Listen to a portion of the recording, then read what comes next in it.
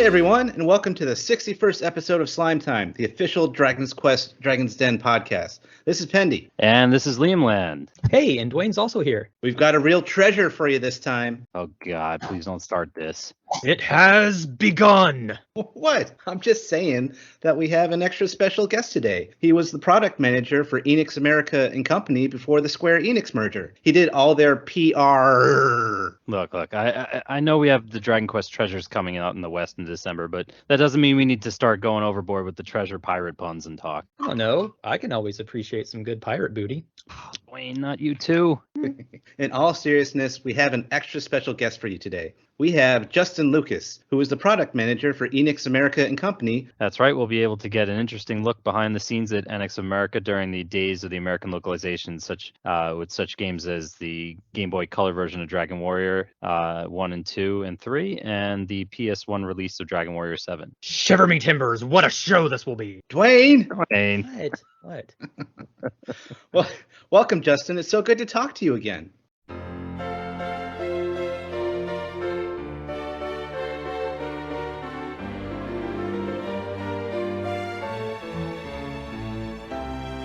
Thanks, guys, for having me. It's an absolute pleasure and an honor to be on the show. Yeah, I was excited to hear we'd be talking with you today. So we've established that you were the product manager for Enix America Incorporated. From when to when did you work there, and how did you get hired? Oh, boy. Okay. So I think I started in April of 2002, and then was there through the Thanksgiving announcement of the merger, and then into the new year when the decision was made to let all the staff go. So, almost a good solid year at least. So how I got there, I had worked, it sounds really weird to say this, but I've always worked in the video game industry. I got my start at working designs. Before that, I was a store manager at Software Etc. And started at Working Designs, and then went to Sunsoft. After Sunsoft, I went to a company called TDK Media Active, where I was the brand manager on Robotech and some other titles there. And John Lawrence, who had been with Enix through a lot of the Game Boy Color stuff and some of the early PS1 titles, had left to, I believe he went to Blizzard or Activision China.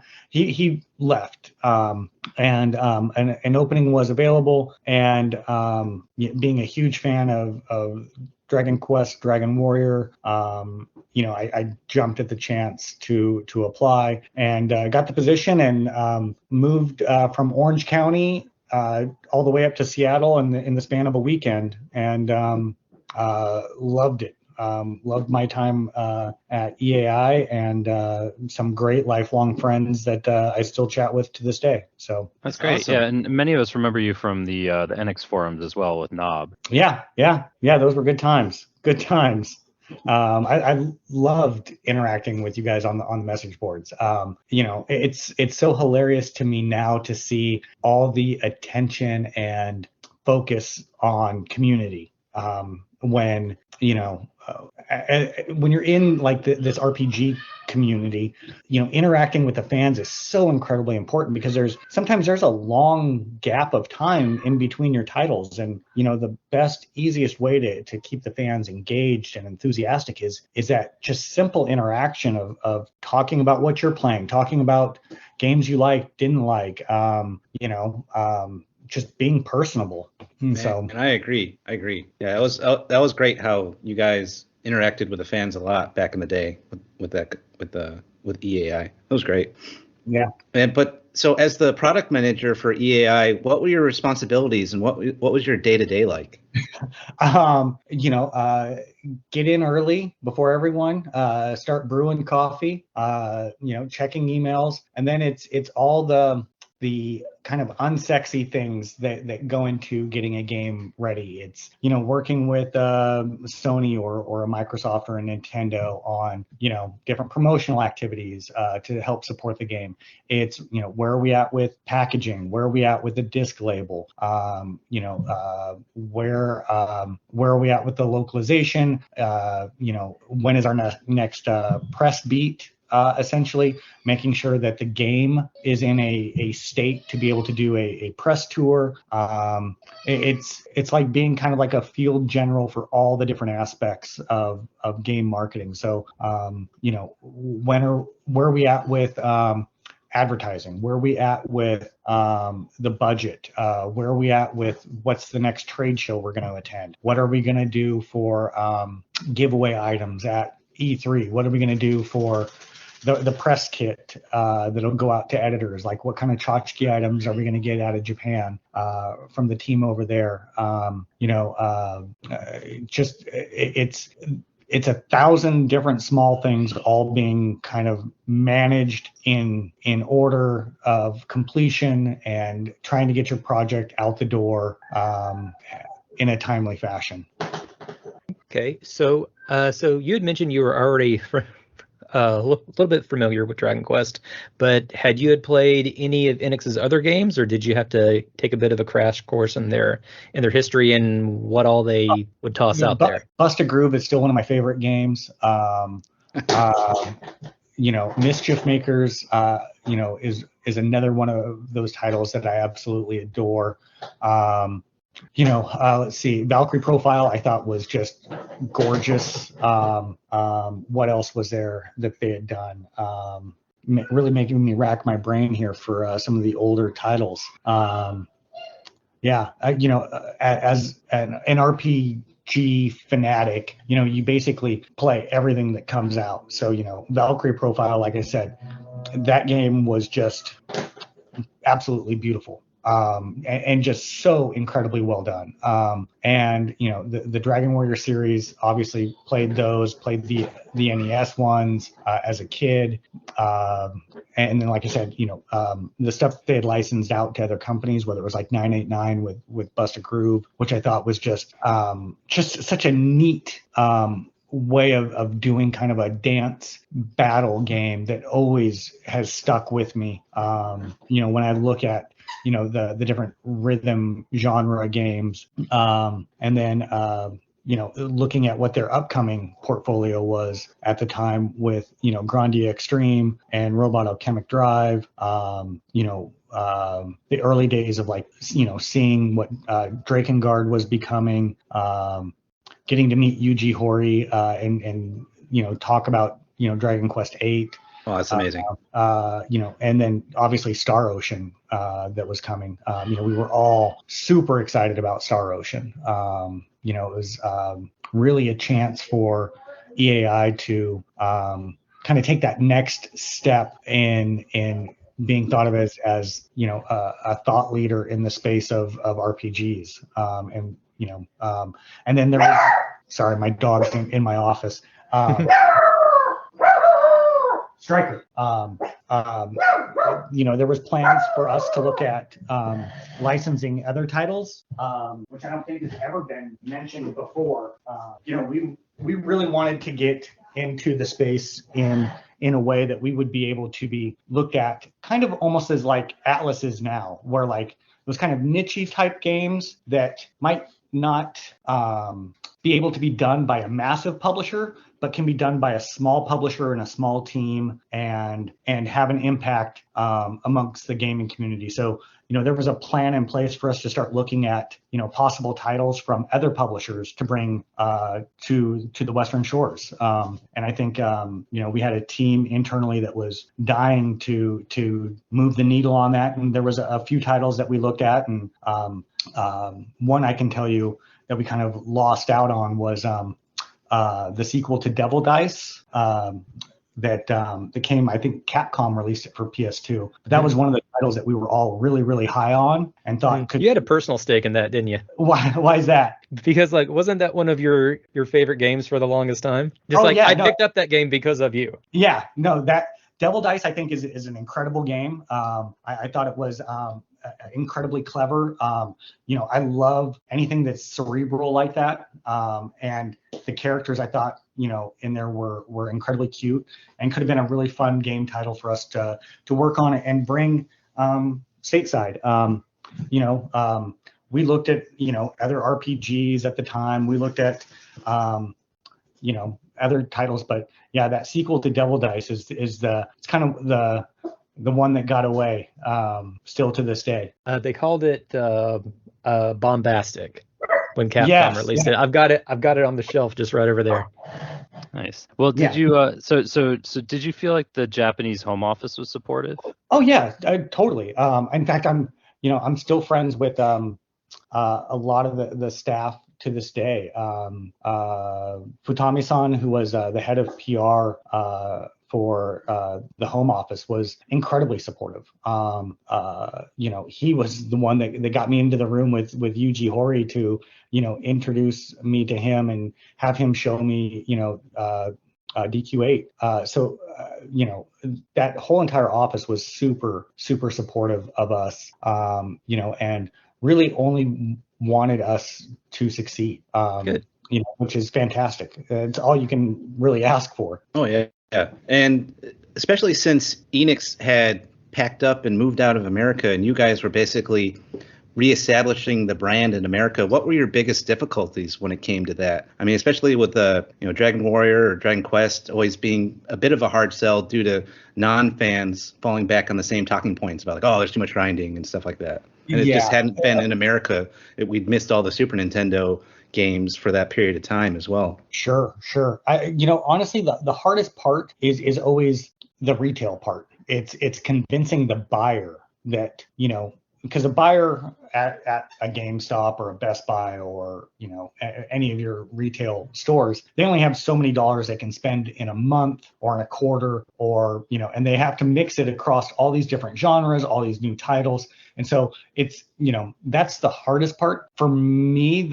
I knew the fans were going to be there, right? Like, whether or not EAI has an office in the US or not, there's always going to be Dragon Warrior, Dragon Quest fans.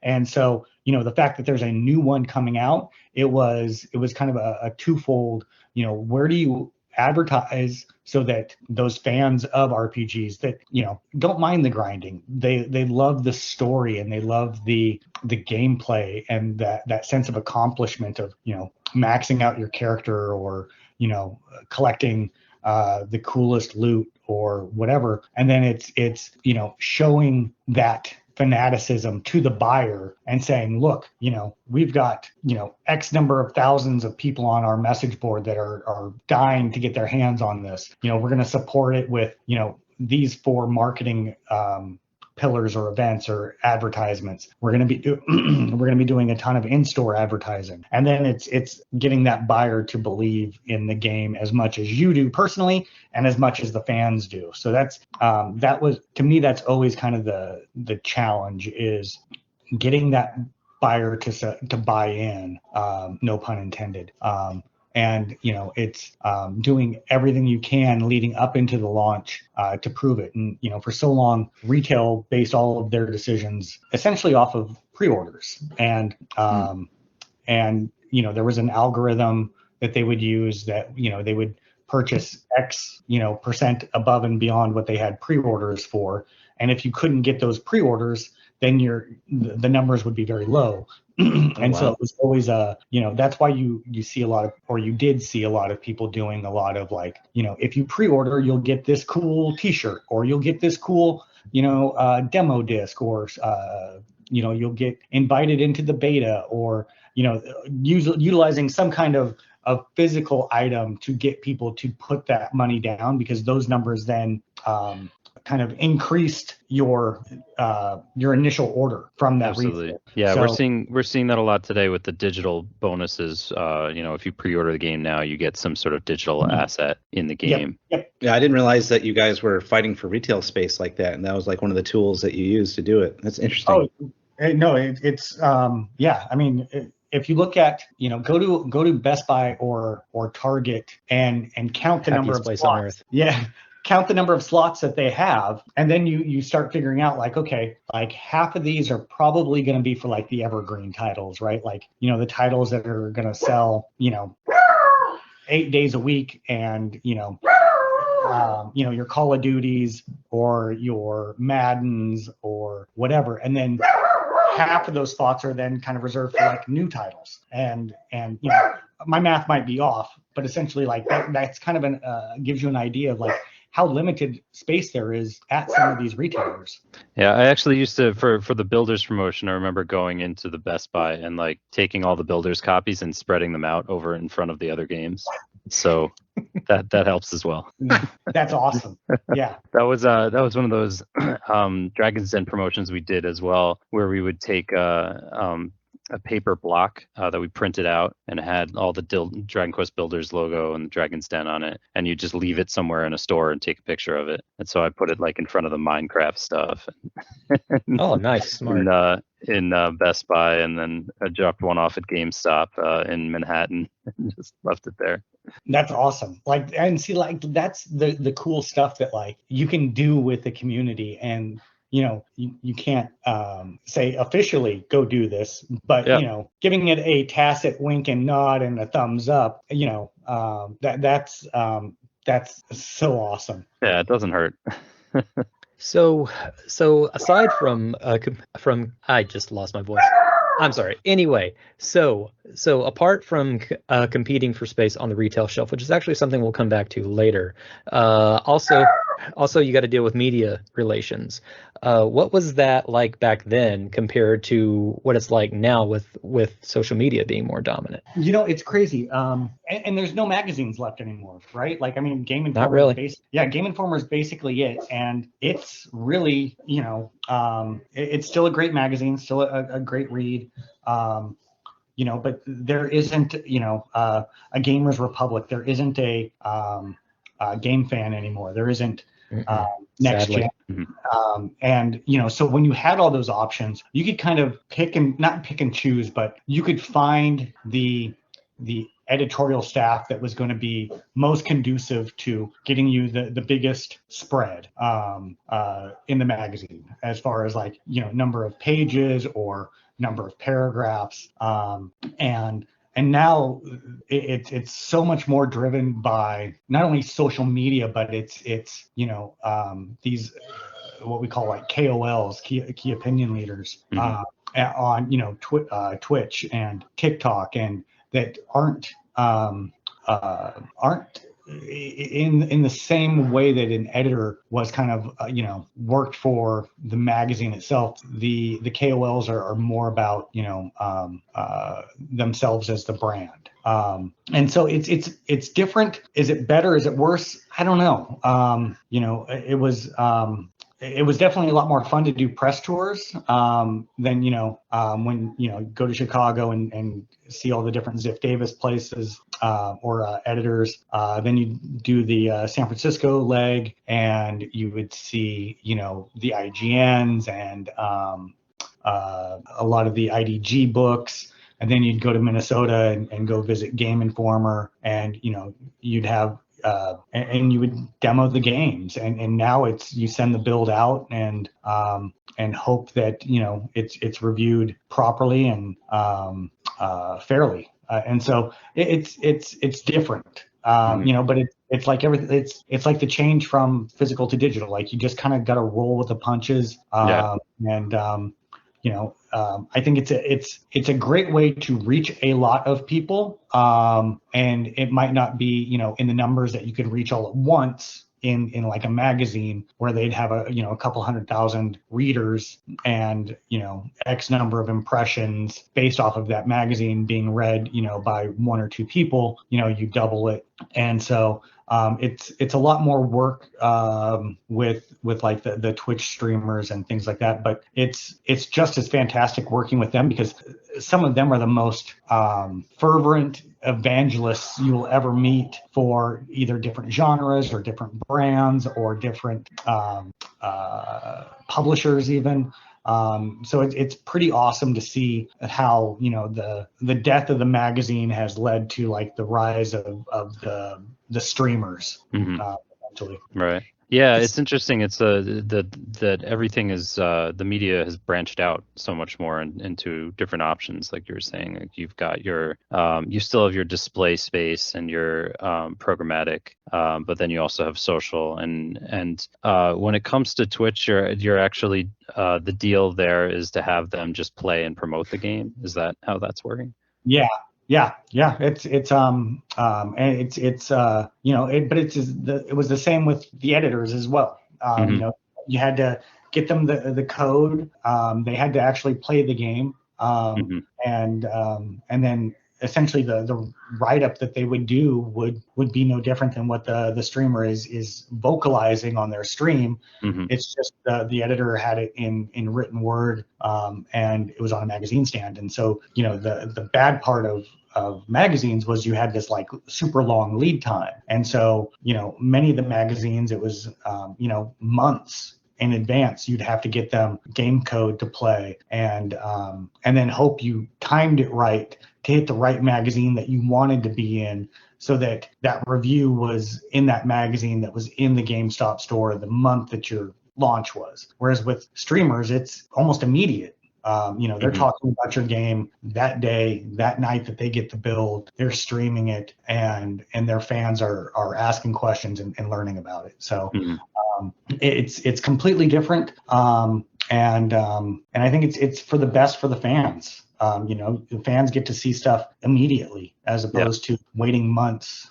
to see it in a magazine. Yeah, that makes sense. For print, I'm sorry. Oh, go ahead, Dwayne.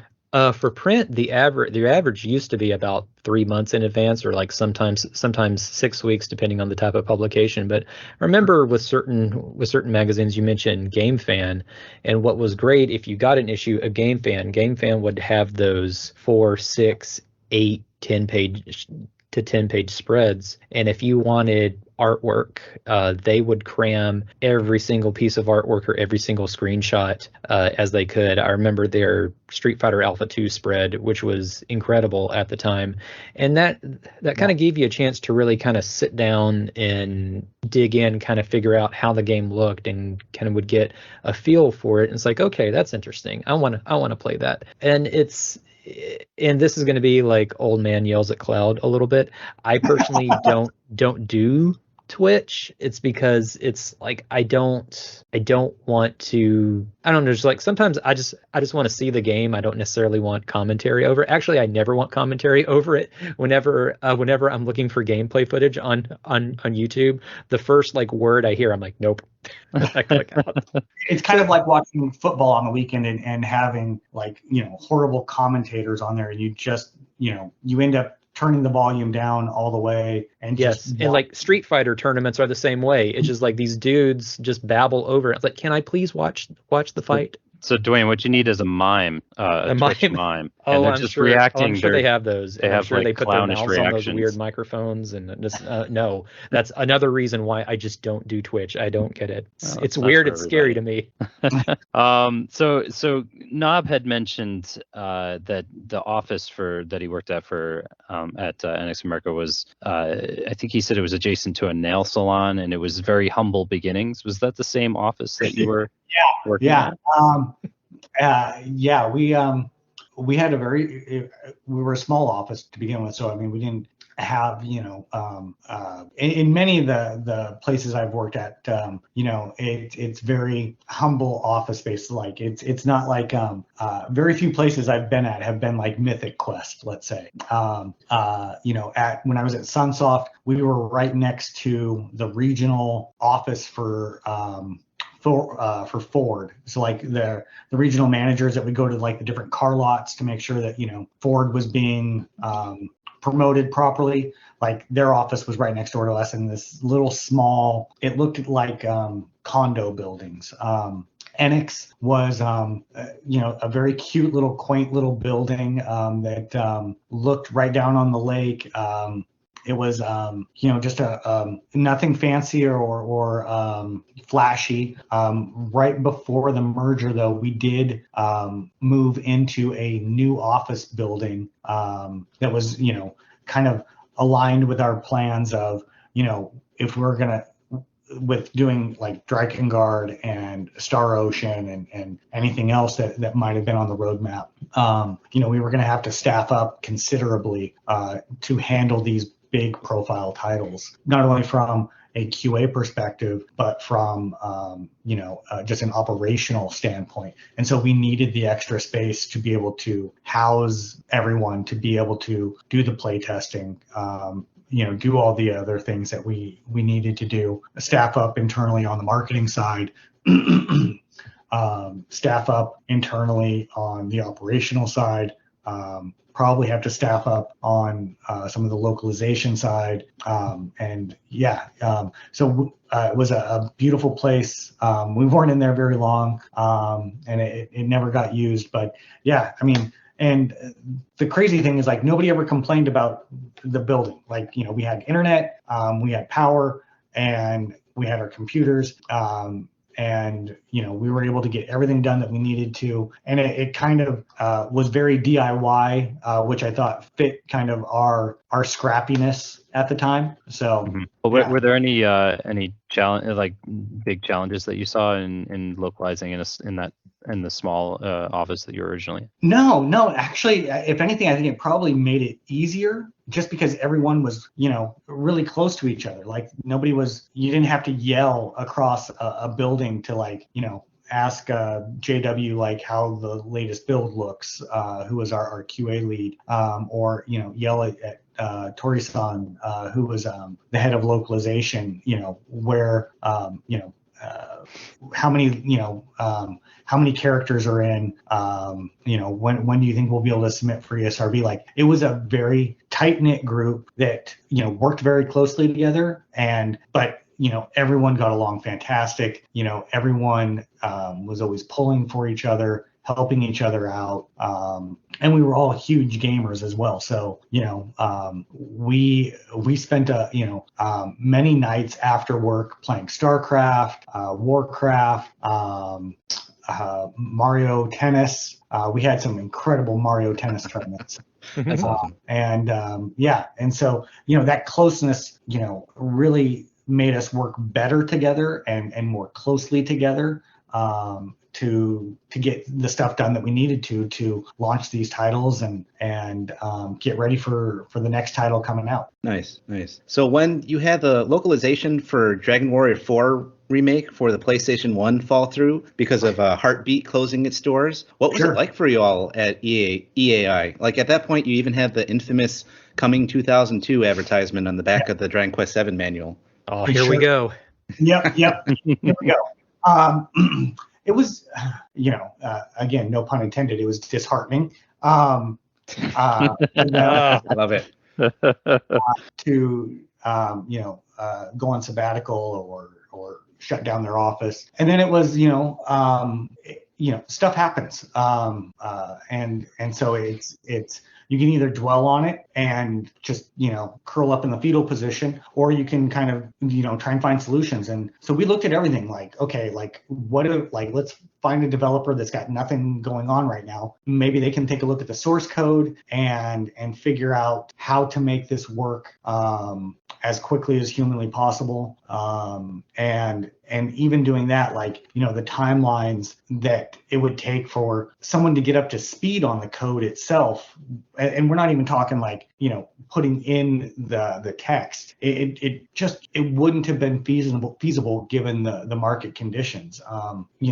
As much as we wanted 4 to come out in any way, shape, or form, it wouldn't have been feasible. And the amount of and then even if we did find somebody that was willing to play in spaghetti code and could learn it fast enough to be able to start extracting the text out, inserting the text in, and then be available through the entire QA process to find bugs, fix bugs, through the Sony submission process, where if there's an issue there that has to be fixed or addressed, and you've got to fix it, create a whole new build, submit a whole new build, it would have been just absolutely not feasible. And it's still, there are times at night where I wake up in the middle of the night and I'm like, what if we had done that? No, that wouldn't have worked. Like, What we're 18 years after the fact. Like, believe me when I say, like, if there had been any way that team could have found a way to do this and found a developer that was willing to commit to the timeline needed and necessary to make the title successful, we would have done it. You just because you find a developer, that developer has to then put themselves on the line and say, yes, we can learn the code and do what needs to be done and be able to hit this date guaranteed, no problem. And that was the other part of the equation, is no developer is gonna commit to, like, 2 to 4 weeks of learning code, someone else's code base, no less, and then a couple of months of fixing and deploying new builds, QAing a game of the size and scope of that, and fixing the bugs, and then going through the SDM submission process. Yeah, I mean, it's heartbreaking. Again, no pun intended. But it happens so often, where teams get disbanded. There was a title. And I think it was when I was at Enix that we looked at. It was a title called Chain Dive for PS2, and it was a really cool, beautiful looking game that had a really fun play mechanic where, like, you just kind of like strung from ring to ring. And we reached out to Sony about it, and the team had already been disbanded instantly at Sony. And so there was really no hope of getting that original team back together. And if we wanted it, it probably would have gone to, like, a junior programmer who then had to learn somebody else's code base, and so on and so forth. And so it kind of was the exact same situation in a lot of ways. And sometimes that happens. And unless you have a fantastic programmer in-house that can take that source code, learn it, and figure out, how they've built their code base, and then be able to make changes or implement other ideas or items in there to fix things, it becomes a very, very risky proposition very quickly. Here's something I don't think has ever been really asked before. So, nowadays localization is worked along with the game being created. But so back then, did Enix of Japan or EAI in any way say, hey, this is our flagship title, we're kind of banking on this? Is there anything, like, maybe in their contract that they could have enforced to say, oh, hey, you can't leave and unless you fix this, or at least get us something workable that we can take to someone else? Or no, I mean, so many times, like, a lot of those contract deals are done with one region in mind, right? And then it's another contract is put in place to do the U.S. version. And so, yeah, I mean, Japan was incredibly supportive of us trying to find a solution. They exhausted all avenues on their side as well. And they were very helpful in trying to help us find a developer in Japan that could help us do this. And so, it wasn't anything that we could have, and then the other part of that equation too is, even if there was a contract in place, how hard is a team going to work that has basically shut down and doesn't want to do anything right now? And so, they helped us look at options. We looked at options, for different teams that were, North America based.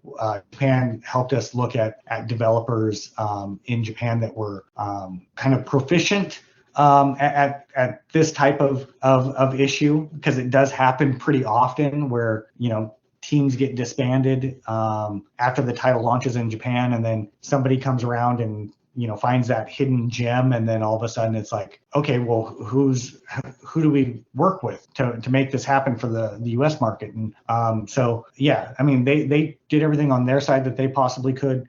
And again, if the team is shut down and everyone's kind of scattered to the winds, and some of them had kind of, I think, had come out publicly and said like they didn't want to do any video game software at that moment in time. Contractually, like it could have been just as bad as having somebody with no knowledge of the code base getting involved with it. So yeah, I mean, like I said, we looked under every rock, every nook and cranny, like thought of different ideas. Tried to figure out some way of making it happen in a timely fashion so that, like you said, I mean, we were planning on that title coming out, it's on the back of on Seven's manual. Like, yeah, that was our plan. Mm-hmm. And so, it's unfortunate, but, it's one of those what could have beens, right? Mm-hmm. Yeah. Like at that point, like how deep into the localization were you on the title at all? Did you end up wasting like a lot of resources and money in the middle of it? Yeah. I don't remember the exact percentage of completion on it or the dollars spent on it, but we were far enough along to where we felt pretty confident advertising it on the back of Seven's manual. Yeah. It's unfortunate. It sucks because I know the fans would have been, one, just in love with the game, and two, just super appreciative of having it in their hands, and would have been so much fun to work on and have everyone just lose their mind over just what a great game it is. And it's unfortunate, and we probably if we had found somebody to do it, the hardest part would have been to maintain that timeline of getting it out by when we needed it to get it out, and not have it come out in 2006 once they learned the code base. It probably wouldn't have taken that long. That's an exaggeration, but it definitely would have been a very, very hard retail sell at that point, because of the PS2 was already cracking on all cylinders. It probably would have been at least after Robot Alchemic Drive, and so that's pretty far into the PS2 life cycle at that point, or what we all thought was going to be the PS2 life cycle, I guess. That thing kicked around for like 10 years. And so, but retailers only wanted to carry PS2 games, and trying to get them to carry a PS1 game, and a PS1 game that was going to be an RPG, and a price point that was going to be comparable to a PS2 game, was going to be a really, really hard sell. And a lot of retailers had already switched over their slots. So like, at Best Buy or Target, their behind the glass cases where they hold stuff was designed to now hold PS2 games. And so a PS1 game, they weren't interested, I think at that point, in carrying PS1 titles. You can look at like Ark the Lad, right? Was a PS1 title that came out, pretty definitely very late in the PS1 life cycle. And I think PS2 games were already out, because I think, Gun Griffin Blaze and Sylphied were already released by Working Designs at that point in time. And, even they had, a hard time with Sony. They had a hard time with, getting retailer support for a PS1 title at that point in time. So, imagine, I was about to say back then the only PS1 titles left that weren't greatest hits. There was like the one rack, and it was like the greatest hits, and then the Ark the Lad collection. Yep. Oh, and there was the greatest hit stuff, and then there was like that $9.99 value loan, like from A1 Games, which was a sub label of Age Tech. And then there was the stuff that Crave was doing at $9.99 price points. And if you move enough units, it's fantastic, but you've got to hope that you can move enough units. And then, a lot of those titles were very, very quick localizations where, it's a horizontal or a vertical shooter, not a whole lot of localization needed there. So they can turn that really quickly and not spend a lot of overhead time in localization, marketing efforts, etc., to get it out into the marketplace. And so, and at that point, do you want to rush a product just to get it to market and it be compromised just here and there, and you're not proud with all the corners you cut? Delays are temporary, mediocrity is forever. Exactly. And well, it's four again encountered the same problem. It seems to be like a weird problem 4 has, because back when the original came out, the SNES was already around and kicking for about a year at that point, and the NES life cycle was pretty much dead. But a lot of the fans had found Dragon Quest IV through emulation, and there started just getting this huge like groundswell of Dragon Warrior 4 fans, and this was going to be like the first remake. Then yes, just like we were so happy we're finally getting a remake, that it got canceled. Everyone was like, oh, but then all the party chat got cut from the DS version too. So 4's had a little bit of a bad luck, but now that it's on mobile, I think it's all good now. Yeah, and it's the PlayStation version would have been so like it would have been so amazing to play, on an actual game console. I've never heard of this word emulation. I don't know what it means. Yeah, we've talked about in episodes past on how a lot of people don't realize how amazingly beautiful the graphics are for the PlayStation remake, even compared to like the DS remake. It's probably the best version of it out there in terms of graphics. It was too bad we didn't get it. Yeah, I know. Now we're just like rubbing it in everyone's faces. Well, here, it was beautiful. It was, the graphics were so great. Like, it had everything. It wasn't a gimped version for DS. Like, yeah, you guys that are fans, like, if you can, go hunt down a PlayStation version, and if you have to, get on GameFAQs to help you walk through it, and just immerse yourself and enjoy it, and just soak it all in. Oh yeah, I'll balance it out some.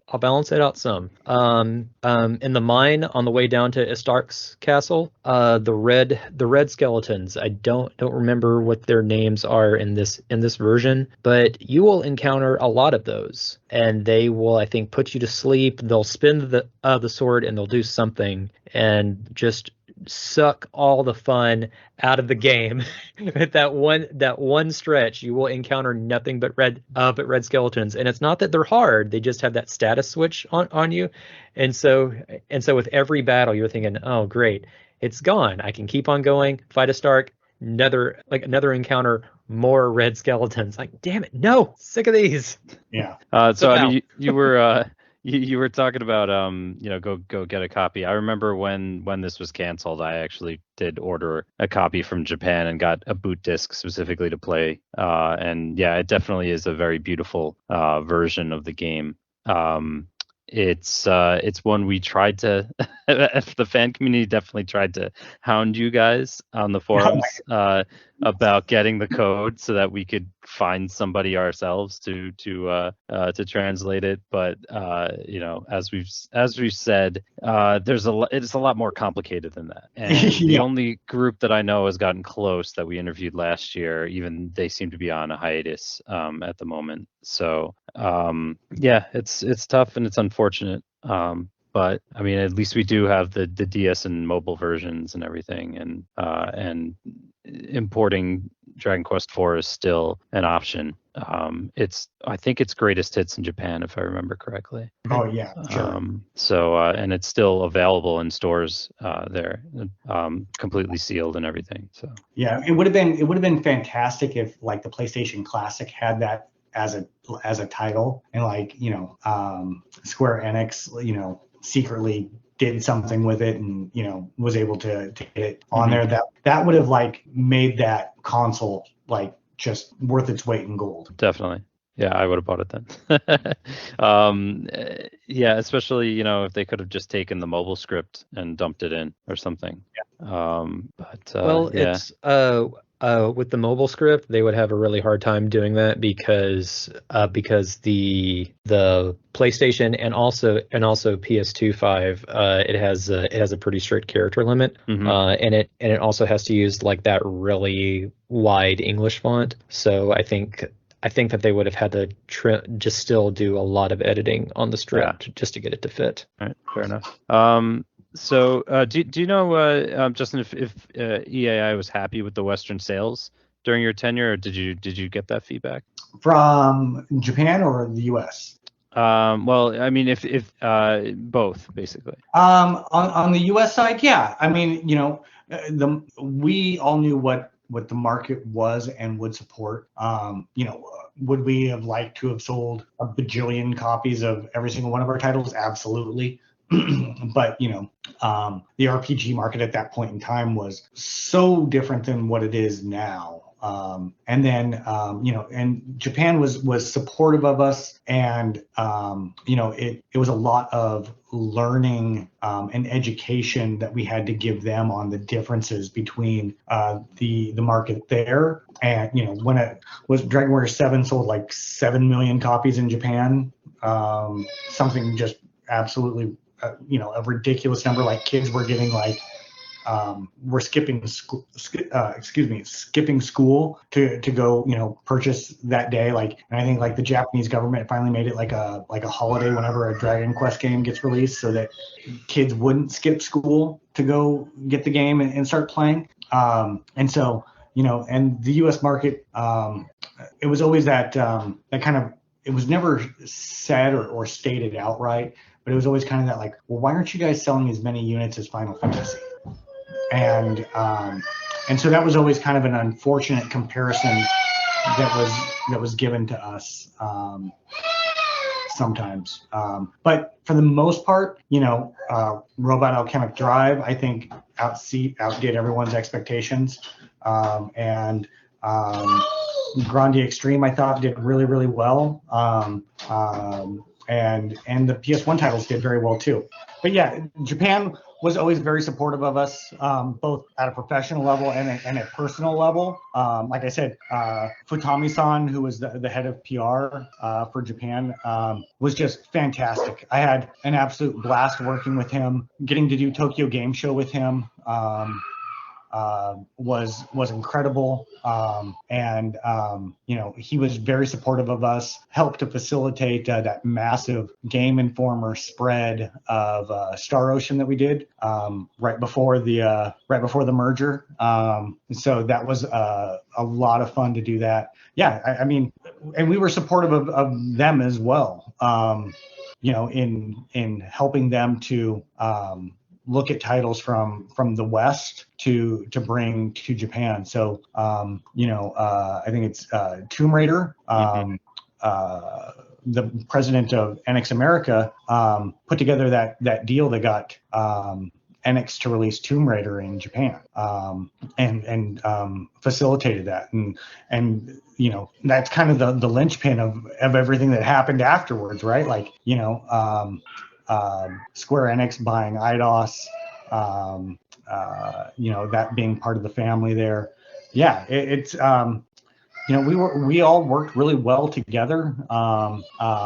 Kobayashi, who was kind of the general manager in a lot of ways for the Japan side, was super supportive, was always coming out to the States to talk with us, tell us about things that he was working on, kind of the plan going forward. Yeah, I mean, I can't say a bad thing about either office. I thought they were super supportive of us and our executive team, me on the marketing side. Yeah, it was a really, close-knit team across, both territories. Awesome. So going back to the forums for a second, after Knob left, you became the administrator of the Enix forums. How important is a company's relationship and direct interaction with the fans? And also, just for fun, what was it like working with Knob? I didn't get to work that much with Knob. Like when I came on board was kind of like the end of his run, and I kind of took it over because I think he had other projects lined up to do. How important it's incredibly important. I mean, there is not, there's kind of the like do it because we want you to buy stuff aspect of it, which I never ever thought I did. For me, it was like just like interacting with, people that like the same stuff that I do, people that like the games that I like. And so it was super important and super valuable, especially when there's kind of that lull in between releases where, you might not have anything to announce yet. You might not have, the next, trailer ready yet or something like that. And so, for me, it was a great way to interact with the fans, see what was going on within our community, and then at a larger level, what was going on within the RPG community. What were fans looking forward to playing? What hadn't I seen yet to go that weekend and pick up and play? And not even just RPGs, like just games in general. Like there was the Xbox out at that point in time. There was a PS2. Was the GameCube out at that time? I think it was. So, you had 3 platforms with a ton of great titles. And, I work in the game industry, but it doesn't mean like I get to sit on like IGN all day and sort by and look and see what's coming out this week. In fact, most of the time, I'm so out of the loop on what's actually coming out that week that I would honestly rely on you guys a lot to like let me know what was coming out, so that when I did my Best Buy run or my run to GameStop, I knew what for sure I had to go pick up and play. And then just like I said, a lot of it was kind of keeping my fingers on the pulse of the community, what you guys wanted to see, what you guys wanted to see more of, what you guys wanted to know more of, so that I could, from a marketing perspective, get that content out to you guys as quickly as possible and keep you fiending for more information on the voice actors we're going to use for Grande Extreme, or kind of the backstory of the team at Sandlot, who were a lot of guys that used to be at Human Entertainment and did things like Remote Control Dandy, or the artwork done by Kawamoto-san for Rad. It helped me to know what you guys wanted more of, so that I could get it for you and keep you guys engaged, enthusiastic, and eagerly awaiting the release. Nice. And speaking of that community interaction, do you remember who came up with the idea to spearhead the grassroots campaign to support the local Dragon Quest fan sites? There were so many of you guys that were local, it just kind of made sense. It was probably Paul, who was the president of Enix America. I think there was it RP Gamer was local up there, or at least close enough by that coming by the office was actually doable. It's such a fantastic way to engage with people that are really kind of putting their life work into supporting the games that you're doing. And so I thought it was a fantastic idea. I think it went over well with the sites that got invited, and I think it definitely went over well with the fan community that got to be a part of it. Kind of vicariously.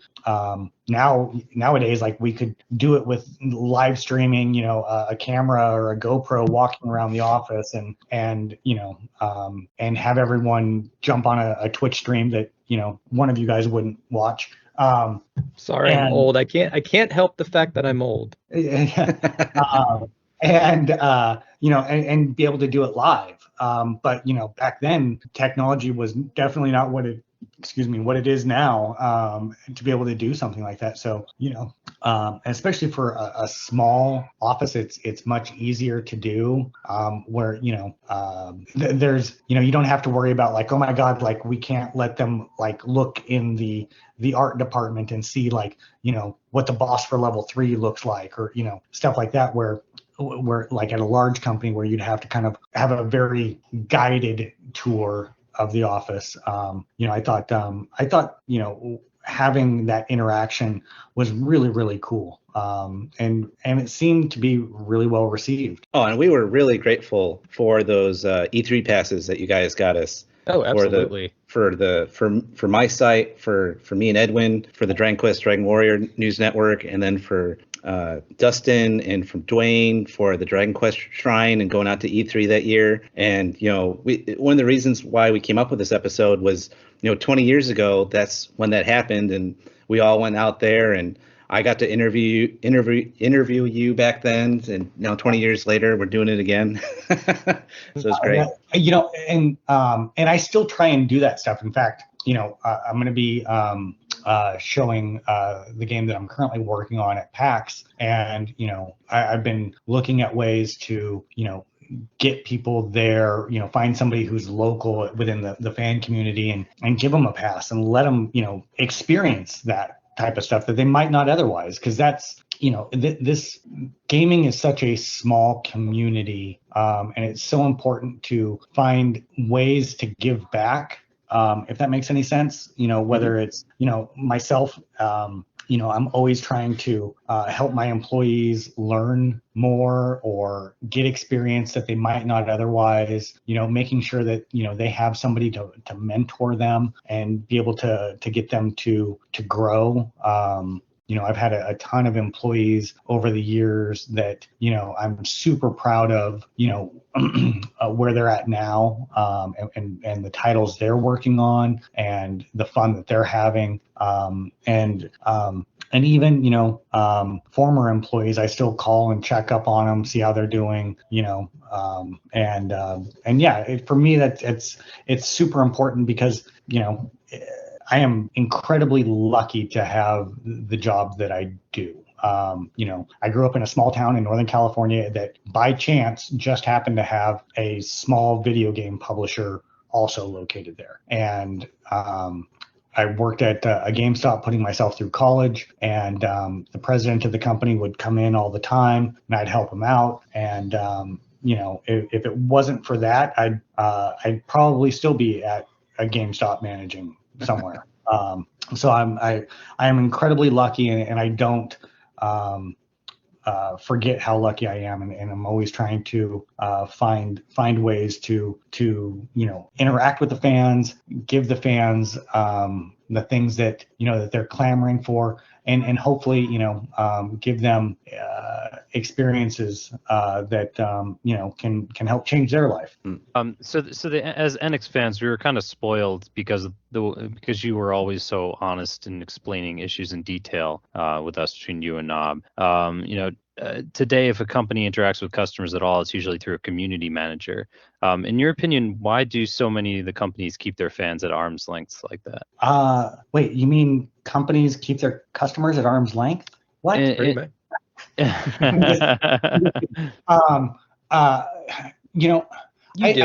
why.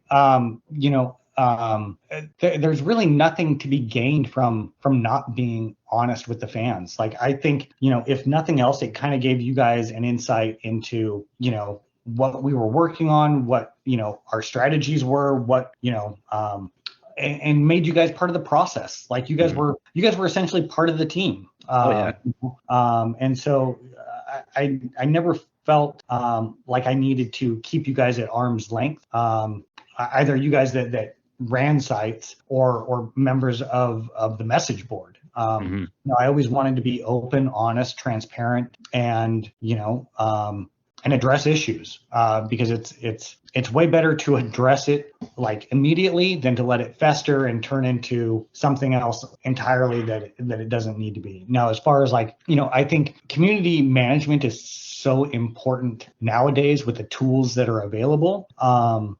And there just isn't enough time in a day as like a brand manager to also be on the message board and be in the Discord and on Twitch and on all these channels and be able to manage your time effectively. And that's where like a community manager is great to have as a part of that. and especially if, you empower your community manager to be open, honest, and transparent, and, engage with the fans as opposed to kind of stiff arm them and not let them be a part of the process. Any of the community managers that I've worked with, I've always, told them, anything I tell you, you're free to tell the fans, That's nice. and and I always make it a part of my day to, in between meetings, in between, calls, to jump in to the Discord and see what our fans are talking about. And, even if I'm just in there for 5 minutes, that's, I'm interacted with somebody, and that fan now knows, like, oh my gosh, like that guy took time out of his day to respond to my question in the Discord. And that means the world to me, and I'm sure it probably means the world to them. That's great, because I often feel bad for a lot of community managers, because I often feel they get everyone's complaints, just like they get the good stuff, but then like all the nastiness, all the hate, it gets on them. And when they're only given a limited amount of info, they can't do their job properly to take the stress off of them and take the stress off of the fans too. For sure. Totally agreed. And a lot of that too is, and I can't speak for every, brand manager or marketing director or whatever, but, sometimes there isn't the information to share, depending on what the issue is or, what's going on. And then a lot of times, they just don't want to be out there publicly, stating X, Y, or Z is the reason why we're not doing this title or that title or bringing it to the States. And so, each one is different. So it's hard to say, but, the more that you empower your community manager or your social media manager with information, it helps to just make their life easier. And at the end of the day, it makes your life easier. Yeah, because like with what happened with 4, you're going to have angry fans, but if you go out there and explain it, I think that really, even though it still pops up all the time, it cut down on a lot of screw Enix. They were trying to screw over the fans, just like, I hate them now, I'll never support them again.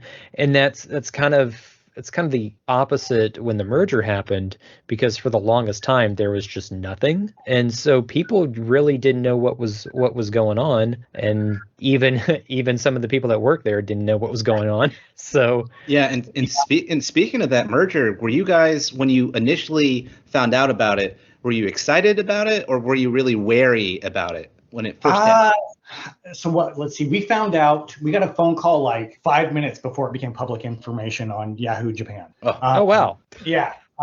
So, and it was like right before Thanksgiving Day weekend. I think it was like the last day of work. And then, everyone was going their separate ways for Thanksgiving, and was going to be out of the office for like 4 or 5 days. And I just remember like my phone blowing up with like, because, all the different magazine editors all had my personal cell phone number. And we're all, blowing me up like, what is going on? Like, what have you heard? What do you know? Mm-hmm. And honestly, we didn't know anything until, we got a phone call like 5 minutes before the Yahoo Japan article showed up. I think, we were excited. There was going to be, a lot to learn from the success that Square had in the U.S. And I think there was a lot that we could, teach them about, interacting with the community and the fans. Mm-hmm. And I think we were all pretty hopeful. There were a few of us that owned houses up in Seattle, and so they weren't excited to move. There was hope that like we could maintain 2 offices for a while until we figured it out. Those of us that were single or rented were excited to possibly come down to LA and work. And so, yeah, it was such a, like, the timing was just weird, right? Like, it was like right before we all went on Thanksgiving, and then it was myself and Kyoko, who was the head of PR over at Squaresoft, trying to figure out like messaging and communication and like, who's going to take the lead on X, Y, and Z. and who's gonna, do we need to put out a joint statement, to editorial and to the fans. And so yeah, it was exciting, for sure. But it was a lot of just trying to figure out like what's going to happen next. So did you ended up moving down to LA? Like the entire office moved down to LA? No. They came in, I think it was after the holidays. I think it was in January, and they kind of laid out, everything's going to be moved down to Squaresoft. They're going to handle publishing for everything, and then we were all given severance packages. Oh wow! And that was basically it. And then that, I think it was maybe January, and it was at the end of March, this office will be shut down. So they gave us a couple of months to kind of get our things in order, get everything kind of boxed up that needed to be boxed up, or get rid of the stuff that needed to get rid of. And which Dragon Quest merchandise to loot from the office? There wasn't a whole lot, just because that first office was so small. We didn't really have any place to really store it. For the most part, I think we only had just a few cabinets of stuff, so it wasn't like we had a small shop of Dragon Quest stuff, and I'm still finding stuff as I go through my garage boxes. I found a bunch of old Enix stickers. Oh, nice. And I found oh gosh, what did I find? I found some Dragon Quest 7 promotional, in Japan, if you bought a bottle of Pepsi, there was a little oh yeah, bottle caps. Yeah, the bottle caps. I found some of those. Oh. And I ended up just giving them to a friend of mine whose buddy was a huge fan of Dragon Warrior. So I gave those bottle toppers to them, and then I found some Dragon Warrior 7, this trading card game that had been released in Japan. Oh yeah. Cards for those. But yeah, I'm still always finding stuff, and there's I've kept a few mementos. I've got up on my shelf, I've got a Mark Hamill signed Star Wars figure from when we had Mark Hamill do the voice acting for Grande Extreme. Yeah, you guys had a great cast for that game. You had mentioned that before, letting people in on who was going to be the voice actors for that game. But yeah, that was a really good cast for that game. Yeah, it really was. Lisa Loeb, she was phenomenal. I can't say enough good things about the voice acting work that she did. And this was right before she got cast, or right before she started doing the voiceover work for Mary Jane in the animated Spider-Man series. Mm-hmm. Oh, I forgot she did that. Yeah, and she was phenomenal. Just absolutely incredible. And the Mark Hamill voice acting sessions. Oh, you got to sit in on those? I did. Oh wow, I'm jealous. Yeah. It was just amazing. There was so much stuff that is on the cutting room floor of footage that we absolutely cannot use ever. So. But I mean, it was just so cool to be in the room watching him deliver his lines, and just the range that he has, and just the enthusiasm he puts into the character. It was so cool. Nice. I'm not sure if anyone else remembers this, but when the fans found out that EAI was going to be shut down, it was through this GameStop article, and it had quotes from The Office, and I think it was you and John Wyszynowski. Am I pronouncing his name correctly? Yeah. It was a very odd article, and everyone was just like, "Wait, what?" It would not shock me. I don't even remember. I'll try and dig it up, but everyone's like, "What's going on here?" Yeah. I mean, I didn't. Oh no, not Office quotes. Office Space. Excuse me. Oh yeah, that sounds like us. Yeah. That makes more sense. Yeah, there was a Milton quote in there, just I told him I was going to set the building on fire. Yeah, that that totally makes sense. Yeah, that definitely seems like something we would do. But that was the official statement for a while. So we're like, okay, I'm worried, but this is still interesting. And that's kind of the office humor that we had was, if we did that, I wouldn't be shocked if we threw a bunch of Office Space quotes in there. That seems about our level of humor. But yeah, I would not be shocked if we actually did that. I don't even remember doing that. That's of all the stuff that I do remember doing, I don't remember doing that. Nice. Were there any behind the scenes controversies that you can think of when it came to localizing any Enix games, Dragon Quest or otherwise? No, not especially. Think like for me, I was a huge fan of the name Robot Alchemic Drive because there's nothing in there that is actually alchemy in any way, shape, or form. You're not turning anything into gold. I loved the Japanese packaging for that title, but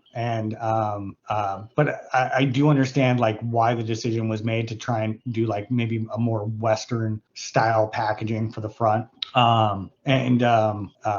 Let's see. And then for Grande Extreme, no, I mean we were all pretty happy with everything on that and the voice actors we chose. No, there was never really any controversy. Like we were all pretty. I mean, we were all well aligned across, everything that we were trying to do, whether it was the titles we were trying to do to bring to the U.S., stuff that we were possibly looking to license. Excuse me. What we were doing at different events, the marketing plans that we were doing, the presentations that we were doing to the buyers, and working with our partners. Yeah, I can't think of there was I mean there wasn't a lot to be controversial about. We really trusted each other to do what was best for the title. And so whether I know some people get upset like if you change the name of the main character for the US market or Never. Yeah. I know some people get crazy upset if you make pop culture references in the games, but yeah, I mean there wasn't anything really to be controversial about. We all wanted success for each other, and we were always even when our competitors, I'm throwing air quotes in there for those of you at home, like people like Atlas or Working Designs or people that were also doing RPGs at the time and doing fantastic job. We loved celebrating their success as well. A rising tide lifts all boats, and we all felt that as fans of the genre, anything that we do to bring in new blood into the community is going to make everyone else's RPGs sell better as well. So, it was really there was no real controversies. I think there was a lot of things we learned. I think we released Robot Alchemic Drive the same week as the Grand Theft Auto 3, Grand Theft Auto 2, and just everything that came out at that point in time just got it was an avalanche of sales for Grand Theft Auto, and everything else kind of suffered. And but our thinking was that there will be people out there that aren't going to buy Grand Theft Auto. Unfortunately, I don't think there was anyone that didn't buy Grand Theft Auto that week. Actually me, I didn't. Yeah. See, Dwayne's the only one. I might be the only one. Exactly. Dwayne, that's I don't watch Twitch, it. and I don't play GTA. So that's because you live it. You go outside. I'm the one out of the 10 dentists that doesn't recommend that one toothpaste. Sure. Yeah. I'm guessing it was probably 3 because 3 was the one that really blew up. Like really that was the 3D one. Yeah. Yeah. That was. So, I think we did that the same week or within a week, I think, of that release. And yeah, but we learned from that, but we were all aligned on the reasoning for doing it. So This, is this it, popped uh, into oh. this popped into my head earlier when we were talking about Dragon Warrior 7. That infamous picture with all the binders, the shelves full of binders, the localization, was that taken at your office? I think so. Yeah. If I remember correctly, yeah, that was in George's little section. George Torrey, who was our head of localization. Yeah. That's how much text is in RPGs. Especially one of that size.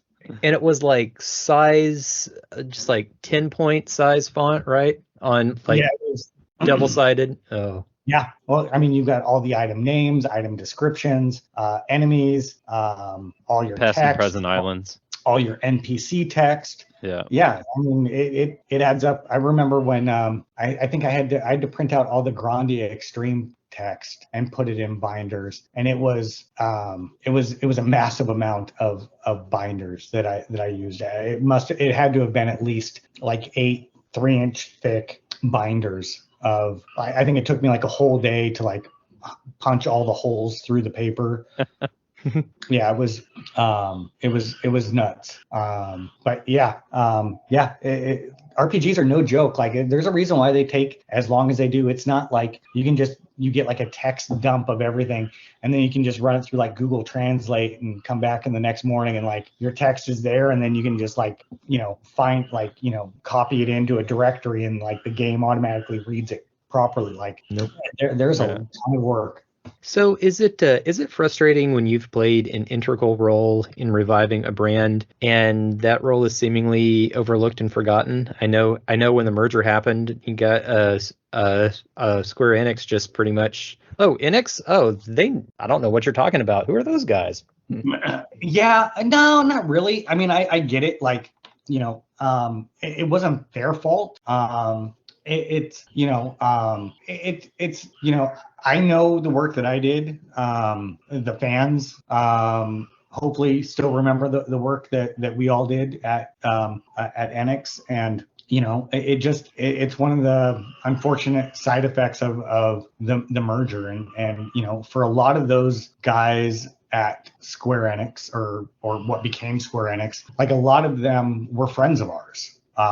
And so for a lot of us, like we were hoping, we'd get to work with more of our friends. And so it wasn't really their fault necessarily that like, that none of us came down there and worked there. It wasn't their fault that like from a communications standpoint, it was kind of like, we're not aware of anything that ever happened on their message board. We don't know anything. It just, it happens. And, for those of us that worked on those titles, those of us that were, on the message board, and those of us that were fans, we all had a fantastic time, making games for you guys. So good. It just seemed like such a stark contrast to everything you guys had been doing. Yeah. And you're talking about lifting others up. It just seemed like it would have been nice to have gotten some acknowledgement, just like, hey, these were the people who came before us. We're grateful for the work that they did. And, the work that they did is valid. And, we still want to, just like you can purchase these titles if you want to. Yeah. Yeah, it was crazy to see how fast they swapped out the logos on the packaging. I always thought that was kind of funny. Yeah, you did get the sense that it happened very quickly though too, because the Enix forums were shut down. There was no transfer of the community. It was between the merger. We just had to kind of disband, and then some joined up later for Slime Nights, but there was no it was just like effectively shut down, the community forum, and then there was just kind of a gap there. Yeah, there was the one guy who came in, and said all of his favorite games are Final Fantasy titles, which like that is something like a masterful troll right there, but I don't think it was intended as one. but then like I think he made like a couple other comments, and that was it. And I think Justin, you had logged in from time to time to answer questions, but like you kind of weren't supposed to or something like that. Yeah, it wasn't that I wasn't supposed to. I just we set that guy up with the account, and then I just couldn't let you guys be ignored. Right. And what were they gonna do? let me go, like Again? Yeah, again. you know, so and I missed interacting with you guys. And so the few times I did jump on there, I tried to give the guy that came on board kind of the space to take over and own that section, and it didn't seem like that was high on his priority list. And so I wanted you guys to know that you guys weren't forgotten by us, and also that I missed interacting with you guys. Yeah. Oh, I missed you too. So when EAI was effectively shut down, so where did you move on to after that? Let's see. After that, I went to Age Tech. And worked on a bunch of the Armored Core games, Magic Pendule, Wild Arms Ultra Code F. Oh, you worked on that? I did. Oh, that's one of my favorite games of all time. Yeah, that's great. I didn't know that. That's fantastic. Yeah, I worked on the localization for that. Nice. That's awesome. Yeah, that was an experience all to itself. And then after Age Tech, I lived in Japan for a couple of years, and moved back to the States and helped a buddy of mine start a video game accessory company. Did that, moved back up to the Portland area, and worked for a manufacturer's representative that worked really closely with Game Crazy, Amazon, and Costco. And so I worked with about a dozen or 2 dozen or so publishers here in the U.S. to help them get set up on like Amazon, get their programs put in place at Game Crazy, and was kind of a facilitator between the buyers and a lot of smaller publishers. So that was a lot of fun. And then I joined Bandai Namco and was there for 5 years, I believe. And then had an offer to head up publishing for Mattel. And then was at Mattel for like 7 years. And then just joined a new company in March of this year. Okay. Yeah, and I was gonna bring that up too. So you're the marketing director now for that company, which is called Metalcore. Can you tell us a little bit about them? Yeah. So the game is actually called Metalcore. Oh, okay, gotcha. It's a free-to-play title. The same development, a lot of the development team from like classic titles like the original MechWarrior stuff that came out on PC way back in the day. We've got members who have worked at Lucasfilm. We've got our CTO is one of the guys that did the original back end for World of Warcraft and a lot of the other Blizzard titles back in the day. Our executive producers worked on a lot of the Call of Duty titles at Activision. The producer we just came on board, I worked with really closely with at Bandai Namco.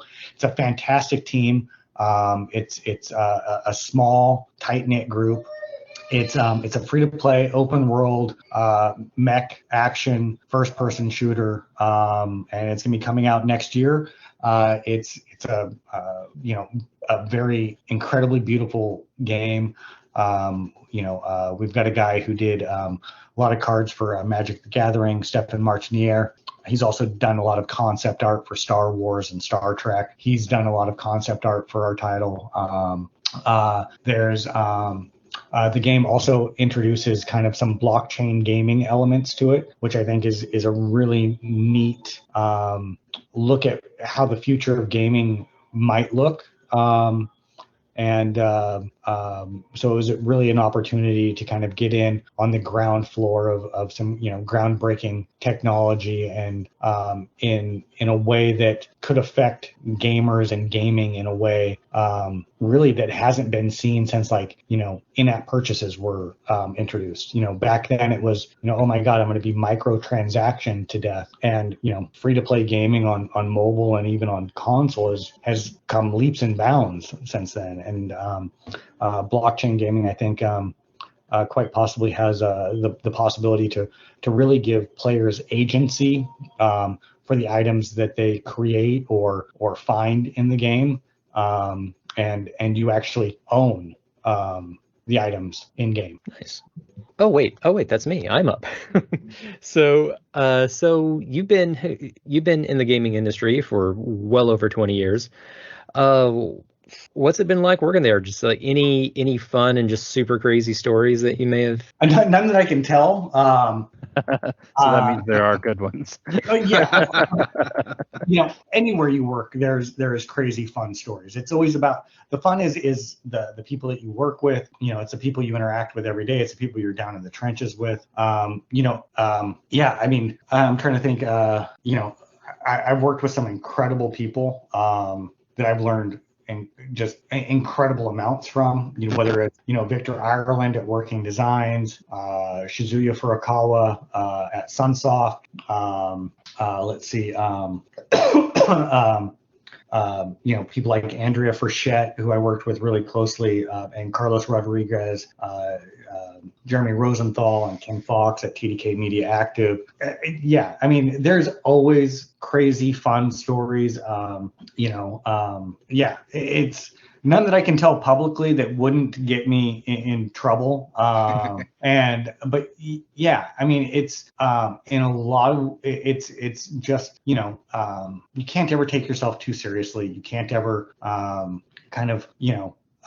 be so down in the weeds that you don't come up for air or enjoy the stuff that you're doing. I enjoy every morning I get up at 5 a.m.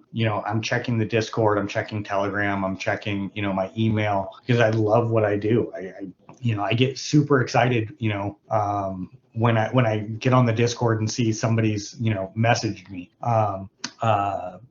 And same with Twitter and all the other different channels. And then, I get super excited and pumped to, be working on fun titles, and each title is different. Each title has, each title is like its own small person. Like each has their, good and bad days and has, and their needs that need to be met. And it's an absolute blast. And and honestly, it's really an honor to have worked on, so many of these titles, whether it's, something like Dark Souls, where here's a fun story. I remember, Dark Souls, when Bandai Namco signed that title, I remember sitting down with the brand manager at the time and telling him this is going to be the biggest title you have ever worked on. And he had came from THQ and had worked on, some big properties there, and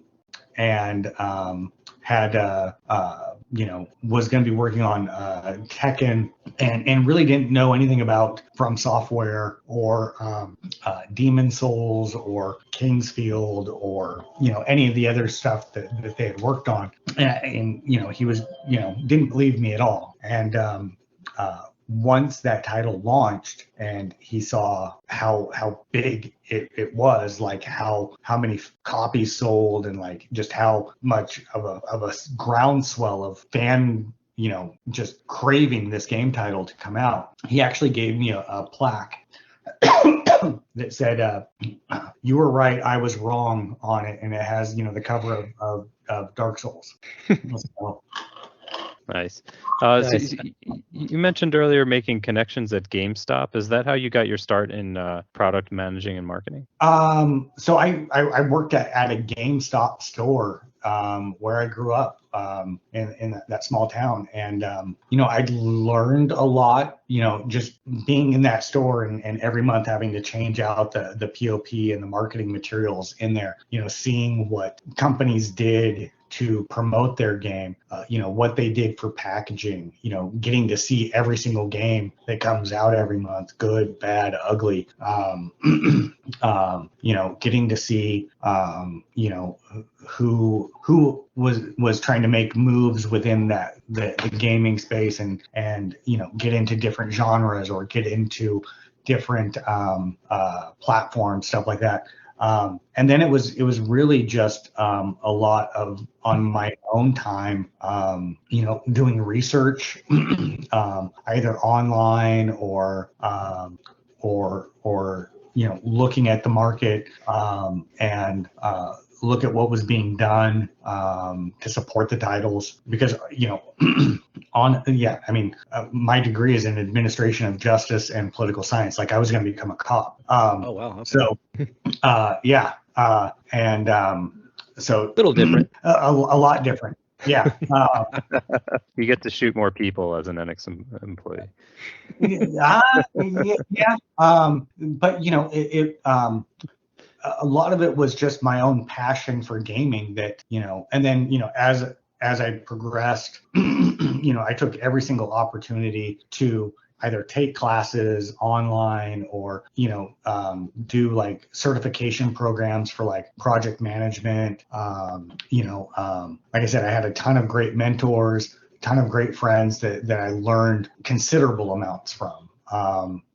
From Victor and Furukawa-san, I learned kind of the business side of things. From Hide at Age Tech, I learned the business side of things. From people like George, I learned the localization side of things. And from Franz at Age Tech and Shinji, I learned a lot of localization stuff. On the marketing side, people like Dennis Lee over at Bandai Namco, I learned incredible amounts from, and I'll apply that stuff daily to the stuff that I do now. So that's awesome. I've been in the Air Force for over 20 years now, and I just happened to notice that you worked marketing for Yokota Air Force Base back in the day. You had briefly mentioned it earlier before as well. What was that like, and how did you like living in Japan? I absolutely loved it. It was fantastic. It was, again, it was a very small team, just the most incredible group that I've ever worked with, in just a super small team. We won Best in PACAF. Oh, nice. 2 out of the 3 years I was there, and was up for Best in Air Force every year that I was there. We helped the dining hall submit for best. I can't remember. Is it the LeMay Award? Oh, I know what you're talking about. Yeah, something LeMay kind of award. Yeah, and for those who don't know, the Air Force is split up into major commands, and the Pacific Command, Japan, the bases out in Japan being part of that. That's what he's talking about, and that's great. That's a major accomplishment, and the fact that you got to go up for the Air Force level award too. That's awesome. Yeah. And I learned a ton there, and it was fantastic. Since I had been to Japan so many times for work, I got to take I had a lot of friends that were airmen that had just gotten out of basic. This was their first duty station. Oh yeah. And so I would I'd take a group of like a dozen of us, and we'd go into Tokyo and take them to like Yodobashi Camera or Bit Camera. Take them out for we'd go hit up the Wendy's that's in Shinjuku. I take them to my favorite little English pub called Hub, and I would try and time it for like when either there was like Pride fights, UFC fights, or like the Japan national soccer team was playing, because then like the bar would just be raucous, people cheering, and get them to experience that, teach them how the trains work. Yeah, no, I loved it. I would go back in a heartbeat. I've got 2 small kids right now. I look forward. I had planned on during the Olympics going over there. Yeah, same here. and getting to see George and some of the guys from Enix and some of the other people that I know that work in the game industry over there. But unfortunately, due to COVID, there was just no way to do it. So it is on my bucket list to get over there and see George, as well as Futami-san and some of the other guys over there, and hang out, have a barbecue or something. Speaking of bucket list, you mentioned the Wendy's in Shinjuku. Is there a special significance to that? Is that like the only one in Japan? It's like, should I go to this Wendy's? It was just right off Shinjuku Dori, which is like the main road there. If you go to, is it Yodobashi Camera, I think it is. It's like right over in that little area where Yodobashi and Bit Camera are. So it's always kind of, and it's like the only Wendy's I ever saw there. So like it was the only place to get like a Frosty and some French fries. and have the staff say, "Sir, this is a Wendy's." Yeah. I don't think that joke was around at that point in time. But I'm sure it was around, but it wasn't around. If that makes sense. And then, McDonald's is everywhere, and I swear the Big Macs are 100 times better in Japan than they are here in the States. I don't know what it is, but they are. I mean, I love Big Macs. Don't get me wrong. But in Japan, they just taste better. I don't deny that. Wagyu beef. No, it's like I think speaking of DQ, if you go to a Dairy Queen in the city, it's going to be complete garbage. But if you go to a Dairy Queen in the middle of nowhere, Texas, that will be a 5-star gourmet meal for no reason in particular. Yep. Where my parents live is up in Salem, Oregon, and there's a dairy over there. And that place is it is the best blizzard you will ever have in your life. Yep. So you mentioned Ian. What the? Enix being a pretty tight knit group. My friend Ian just texted me. I think that's why I said that. But you've also worked for some pretty high profile companies like Mattel and Bandai Namco. What's the difference? What's the major differences between working at a large company versus a little smaller one? Which you prefer too? There isn't really that much of a difference. Like when I was at Mattel, obviously Mattel's a massive, huge global corporation, but I'm within the games team. And so that team is, less than a dozen of us. And then if you start factoring in for my role, I also interacted with a couple of the other different verticals. So like the Fisher Price team, the American Girl team, the Hit Entertainment team. And so, that it's still a pretty small team, just doing games. Like I didn't have any interaction with the actual doll or Hot Wheels car manufacturing process, right? And so in that way, it's pretty similar to a lot of the other small companies I worked for. Okay. Someplace like Bandai Namco, which is just recently kind of gone through a change where they've moved from their Santa Clara, San Jose offices, and they've moved down here to Southern California, down to Irvine. A lot of the institutional knowledge that was present there, there were people that had been there for 20 plus years, and so a lot of that kind of stuff is now going to be lost, but was so invaluable when I was there. There isn't really any what makes the difference is the team that you're with, and having support from up top, and that camaraderie of the people that are in the trenches with you, and you can be at a big company or a small company, and that makes all the difference. Which one do I prefer? For me, I've always what always interests me is the titles that I'll get to work on. So, what interested me at Mattel, was getting to work on, Hot Wheels titles, Barbie titles, trying to make a difference there. Where I thought that there was, kind of an untapped market in that space for kids games that were fun, quasi-educational, entertainment based. At Bandai Namco, it was, I came on board as a channel marketing manager, and ended up running the digital business there and growing that business from tens of millions to a lot more tens of millions. And was part of that team that did that and managed all of the first party stuff. And so for me, it's really just all about, the titles I get to work on, the people I get to work with. And those are probably the two most important things. And as far as size of the company, that doesn't really kind of cross my mind. For me, it's it's always, are the titles going to be fun to work on? And are am I going to get, is this a title that has a chance to be a fan favorite?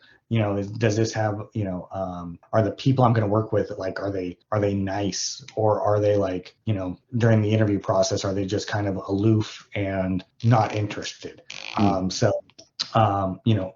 For me, with being in the industry for as long as I have, for me, I still get a charge out of, having fun titles to work on and having that kind of in the back of my mind always of like, oh man, the fans are going to geek out so hard when they see this. And so for me, that's what I look for, at least, I've been super happy with all the titles I've ever worked on or gotten a chance to work on or been a part of. And in fact, I was talking to somebody over the weekend and they're like, did you know that you have an IMDb page that like lists out like the games you've worked on? And like, I had no idea. I had never even thought to like look at that. So a lot of it's wrong. I probably email them before everyone starts going there and puts killed Dragon Quest 4 and credit. Trivia. Yeah. Please don't do that. That would not be funny. Actually, it kind of would be funny. It's funnier in concept than execution. Yes, exactly. It's going to be a lot of work for whoever goes through with that. But yeah, even some of the titles that, I got to work on Tekken free to play, which was, Bandai Namco's Tekken title that was free to play on console. We were like one of the first free to play games on console. I did Armored Core Verdict Day, which was I got to do the smallest collector's edition I've ever done in my entire life. For the PS3, I did a 250 unit collector's edition. For Robotech, when I was at TDK, I was the first person to do a collector's edition across all three platforms, PS2, GameCube, and Xbox. For me, it's always finding new stuff to do, and working on fun titles. Because at the end of the day, if it's fun for me, I get to be excited about it, and I hope that comes across to the fans that I get to interact with about it. Nice. So in your opinion, do you think like a limited marketing budget could hinder the success of a good game, or can like a bigger, seemingly unlimited budget instantly make something a hit? Ooh, that is always the $50,000 question. Yeah. If that can sometimes be your budget too. Like, yeah, you laugh, but I've seen it. It's such a hard question to answer because you never know what you think might be a hit might not be received that way, and having a small budget might actually be better at a bottom line and top line level, looking at the financials of the title, not spending a lot, the title doing, decent numbers, but, would a budget 10 times as much equal 10 times more sales, or would a budget 10 times as much equal the same amount of sales? And so it's a hard question to answer because there are so many other variables that go into it. What is the marketplace at that time? Who would have thought, look at like something like Demon Souls, for example. Who would have thought that game would have blown up the way it has and spawned 3 incredible Dark Souls titles and Elden Ring. And then like you go back in time and you look at like, these games are kind of like the spiritual successors to like Kingsfield. And Kingsfield always kind of really had just a very smallish fan base. And then, Demon Souls comes out and the game is hard as hell. And the fans just love it. Like when for so long, like games have been moving more towards a very structured, very like, okay, if you don't figure out how to beat this level, like the difficulty is going to come way down for you. And this kind of almost like hardcoreification of gaming took place. And now like, all these other titles that are Souls, like it's incredible to see. And it's exciting that, people are starting to make games hard again. For me, that's, really cool. But, a massive budget doesn't always equal a huge amount of sales. I mean, you could find just as many titles from massive publishers that had, massive tens of millions of dollars in their marketing budget alone that completely underwhelmed the marketplace, both, and not necessarily because the game was bad. It just wasn't the right game at the right time. For me, like, I love, on the PS2, I loved playing SOCOM. Very tactical, squad based. Everyone had to work together as a team. And then, Call of Duty comes out and it's, run around with a shotgun while you're being, cursed at by a 12-year-old kid. And there isn't that cerebralness to it of the gameplay of, like, going slow and like holding the choke points, working together as a team. Or Medal of Honor that EA did. Had a fantastic marketing budget, had a fantastic marketing campaign, and for whatever reason, didn't, do as great as EA had hoped, which is unfortunate because I thought, the game was fantastic. I loved playing Medal of Honor. But yeah, and then you can find examples of, like Demon Souls had a small budget and did phenomenal numbers. And even the first Dark Souls had a pretty small budget and did even better numbers. And then, Dark Souls 2 got a bigger budget, did even bigger numbers, and then, and so on and so forth. So I don't think there's a definite answer, because there's so many other variables that go into it, unfortunately.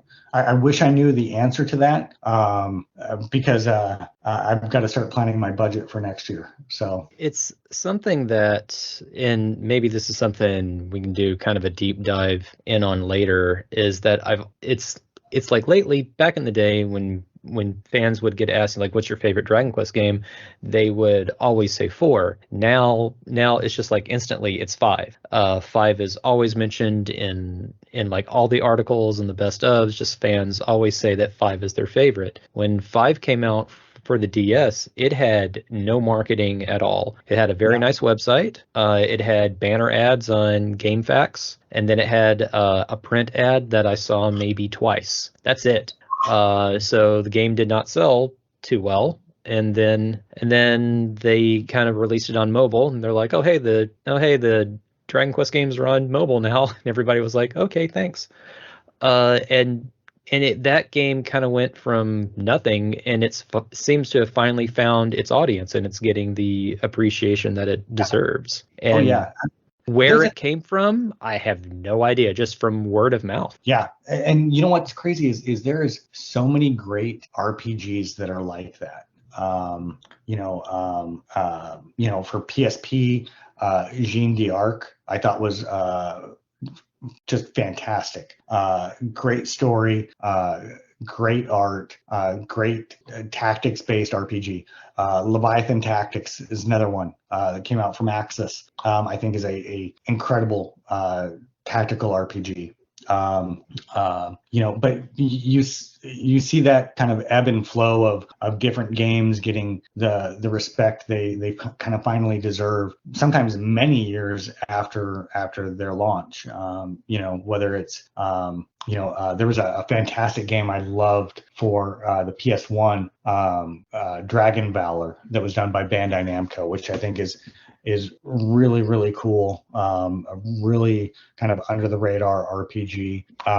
And then, you see, Valkyrie Profile sold well at launch. Exceeded the numbers that we had for it. But, with all these successive launches and different titles within the overall brand, like, people are going back and finding the original Valkyrie Profile, playing it and losing their mind over, like, oh my God, like, this game is so good.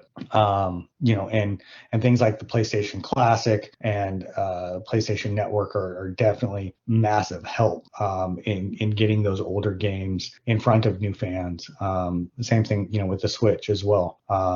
So there's a ton of great RPGs that, you might have never have known of, but get out there and experiment with different RPGs, and play as much as you can, because you never know what that next kind of hidden gem could be. Oh, definitely. So, of all the projects you worked on, what was the one that was the most difficult to market? Oh, Jesus. It's just like, what am I going to do with this one? Oh man.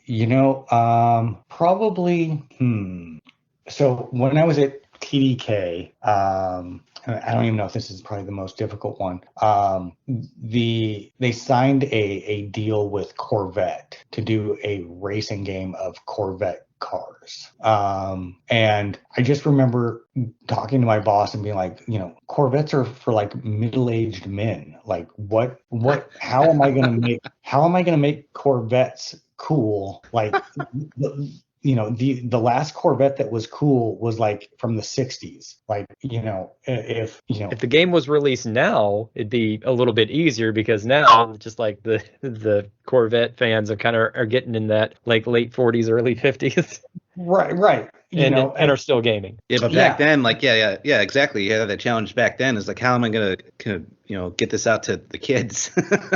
yeah. How do I, and this was like during the PS2 days. So like, how am I going to convince, 18 to 24-year-olds that Corvettes are cool when they can't afford one? And, the only person that they know that has one, is the guy down at the end of the street who's got no kids and yells at them all the time. Like, so that one was pretty hard. But, luckily, there's always something good about, each of the titles that you get to work on. And whether it's the developer that you get to work with or another brand manager that you're working with on the title and the friendships that you make along the way, like, every title that I've worked on, I've been super happy with.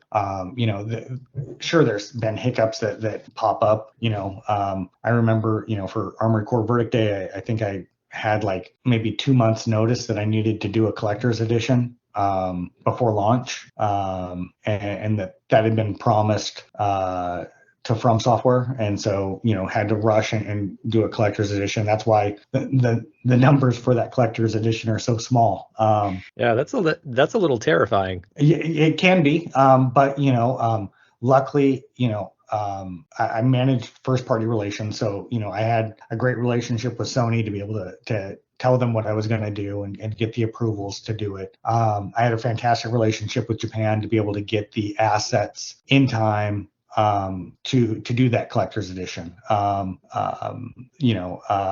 It could have been way worse. Luckily, I had a fantastic operations team at Bandai Namco that helped me get the box itself done in time, and to find somebody who could do stickering that I wanted for the box.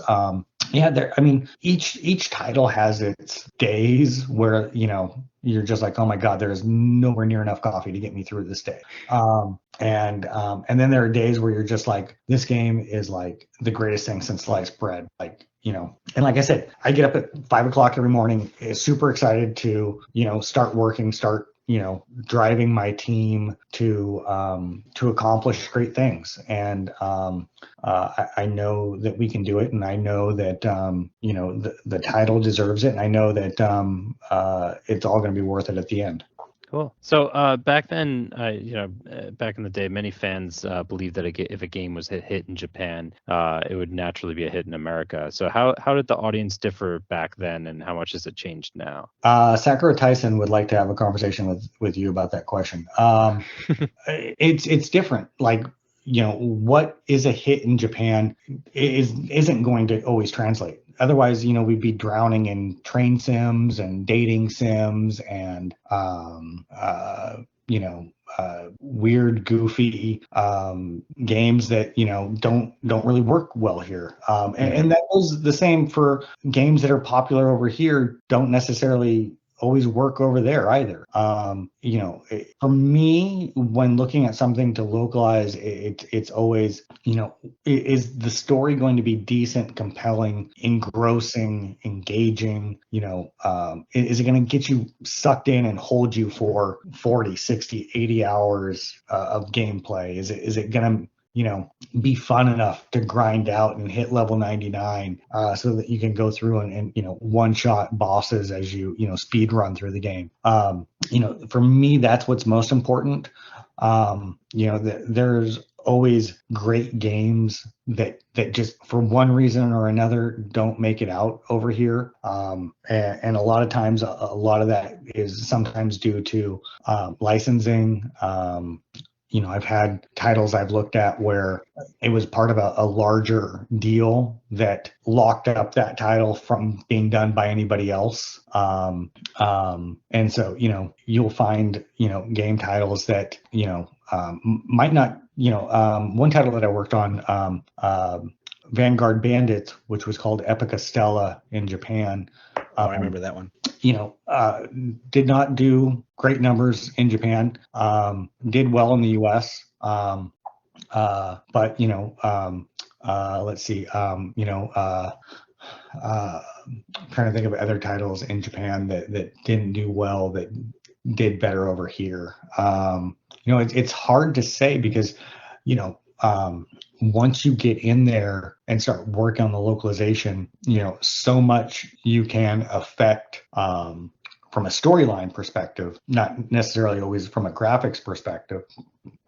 But, one does not equal, success in another territory. Just as, just because Madden is successful here doesn't mean it would work there. And for a lot of the same reasons, right? Like at a cultural level, American style football isn't popular. It's gained in popularity over the years for sure. And from our perspective, like, would the mass market want to play an Edo period dating sim between warring samurai clans? Probably not. And so, but that might be super successful over there. And so, look for titles that, have that opportunity that might be that, shining, gem in the rough that gives you that opportunity to give it the success a title deserves, because the story is so great, and the emotional impact of the choices that you make in the game, or how the characters interact with each other, tugs at the heartstrings. Gotcha. So being a product manager, how do you generally approach a new project? Oh man, I've always started with the budget, because that's gonna kind of keep me true to, at the end of the day, a title's success is always going to be looked at by somebody in finance. Yes, the title might have sold a million units, but the marketing budget was the expectation to sell tens of millions of units. And so I kind of always stay with my budget, and then it's play the hell out of the game. Learn every single thing you can about the game, each of the different classes, each of the different areas, how the characters interact with each other, what are the kind of the personal dynamics at play. Just immerse yourself in that game. Play it, beat it, play it, beat it, play it, beat it, play it again. So that, when you're on a press tour, you can answer any and every single question that comes up. And then it's take that knowledge of the game and how immersed you are in that world, and use that to, make your decisions about what the packaging should look like. What should the advertising look like? What should your print advertising look like versus what your online advertising looks like? What does your website need to look like? What information do you need to have in the website? What's important for the fans to know from a lore perspective? What's important for them to know about the characters? It's really, just owning the title that you're working on, knowing everything about it, and being that encyclopedia of knowledge that even, the producer doesn't even know as much as you do. You know what I mean? Like, you've got to be that source of knowledge and for that brand or for that title, that no one else has. And that'll help give you, the the confidence in doing everything else that needs to get done, whether it's packaging, advertising, PR, the events, whether it's, E3 or PAX or one of those types of shows, whether it's, when you go to the retail buyer meetings, and you're that person that is super excited and enthusiastic about your title because you know everything that there is to know about your game. Like, that comes across to the buyer and gets them excited, and then that helps the sales team be able to sell in more copies of your game, which then gives you a bigger budget because now the numbers are much higher. So it all kind of feeds into itself. Okay. How do you strike that right balance between making sure the general public knows about something without it coming off as annoying? And we'll get to your answer in a second after a word from our sponsor, Raid Shadow Legends. It's definitely by not doing that. I guess that's kind of I kind of goes back to that question of, like, is it better to have a small budget or a big budget, or you've got to get the mass market to have any kind of success, and how much of that mass market is always kind of dictated and drove by your budget. Is it a game that is going to be accepted by the mass market? If I could do an advertisement for a game, would it have been smart to put Dragon Warrior 7 ads in Cat Fancy magazine? Probably not. But Cat Fancy has a massive subscription base, so, like, I would have seen it. So those are the types of things that, like, you kind of have, you want to get gamers into your game.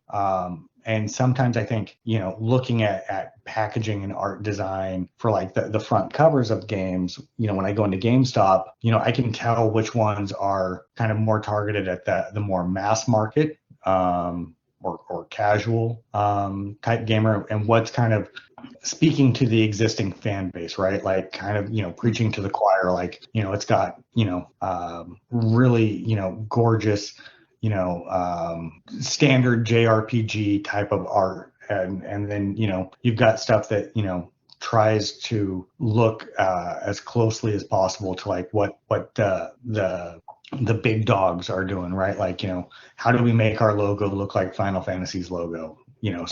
Yeah, that reminds me of, like, the Nintendo. I don't know about so much the Super Nintendo days, but definitely the Nintendo days, where everyone had to have D&D style artwork, Dragon Warrior titles included. So I know what you're talking about. Yeah. So there is that kind of balance to it, because the buyer who the typical shopper at GameStop might not be the typical shopper at Best Buy or the typical shopper at Target even, right? That goes into that section. And so you can kind of, when you look on the shelves, you can kind of see from just what's forward facing out to you, who they were marketing this game towards. Whether it's cutesy style graphics or more D&D style graphics, or these sweeping vistas, or very serene hand-drawn art, you can quickly get an idea of who they were targeting with that packaging. And you always have to keep the core fans in mind first and foremost. You don't want to do packaging that's going to turn them off, but at the same time, what are they going to look at and be proud to put up on their shelf, and still do something that is super visually impactful, that is going to, like, get the guy that's in there to pick up Madden to be like, oh, cool, what's that game? That game looks really cool. Like, let me pick it up. Let me read the back of the manual. Let me see if this is a game that I might like. And if you can do that, that's when, you really can start, increasing the number of people into the RPG community, and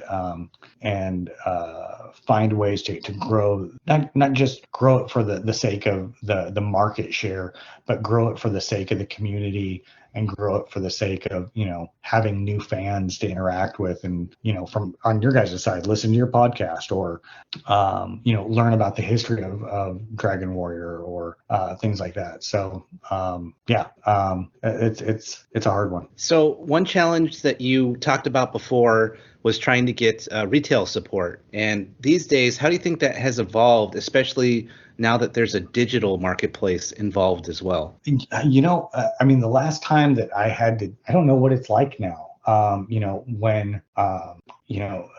It's been probably at least 10 years or so. It's been 5, 7. It's probably been 8+ years since I've had to be in that world. Okay.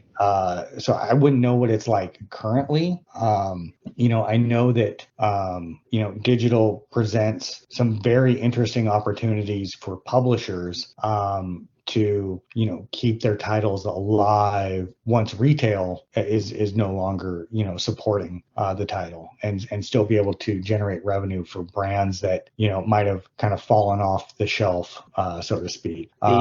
The Scott Pilgrim game is a really good example of that. That was for the PS3 and Xbox 360 era for the longest time, and the license expired, and so no one had a way to purchase the game for the longest time, and interest picked up again, and they re-released it. Yeah, and you can, but I think there's also opportunity for people to do physical stuff. You look at the success that like LRG is having with a lot of their titles that they're picking up and releasing. Like with the Turtles game recently. Yeah.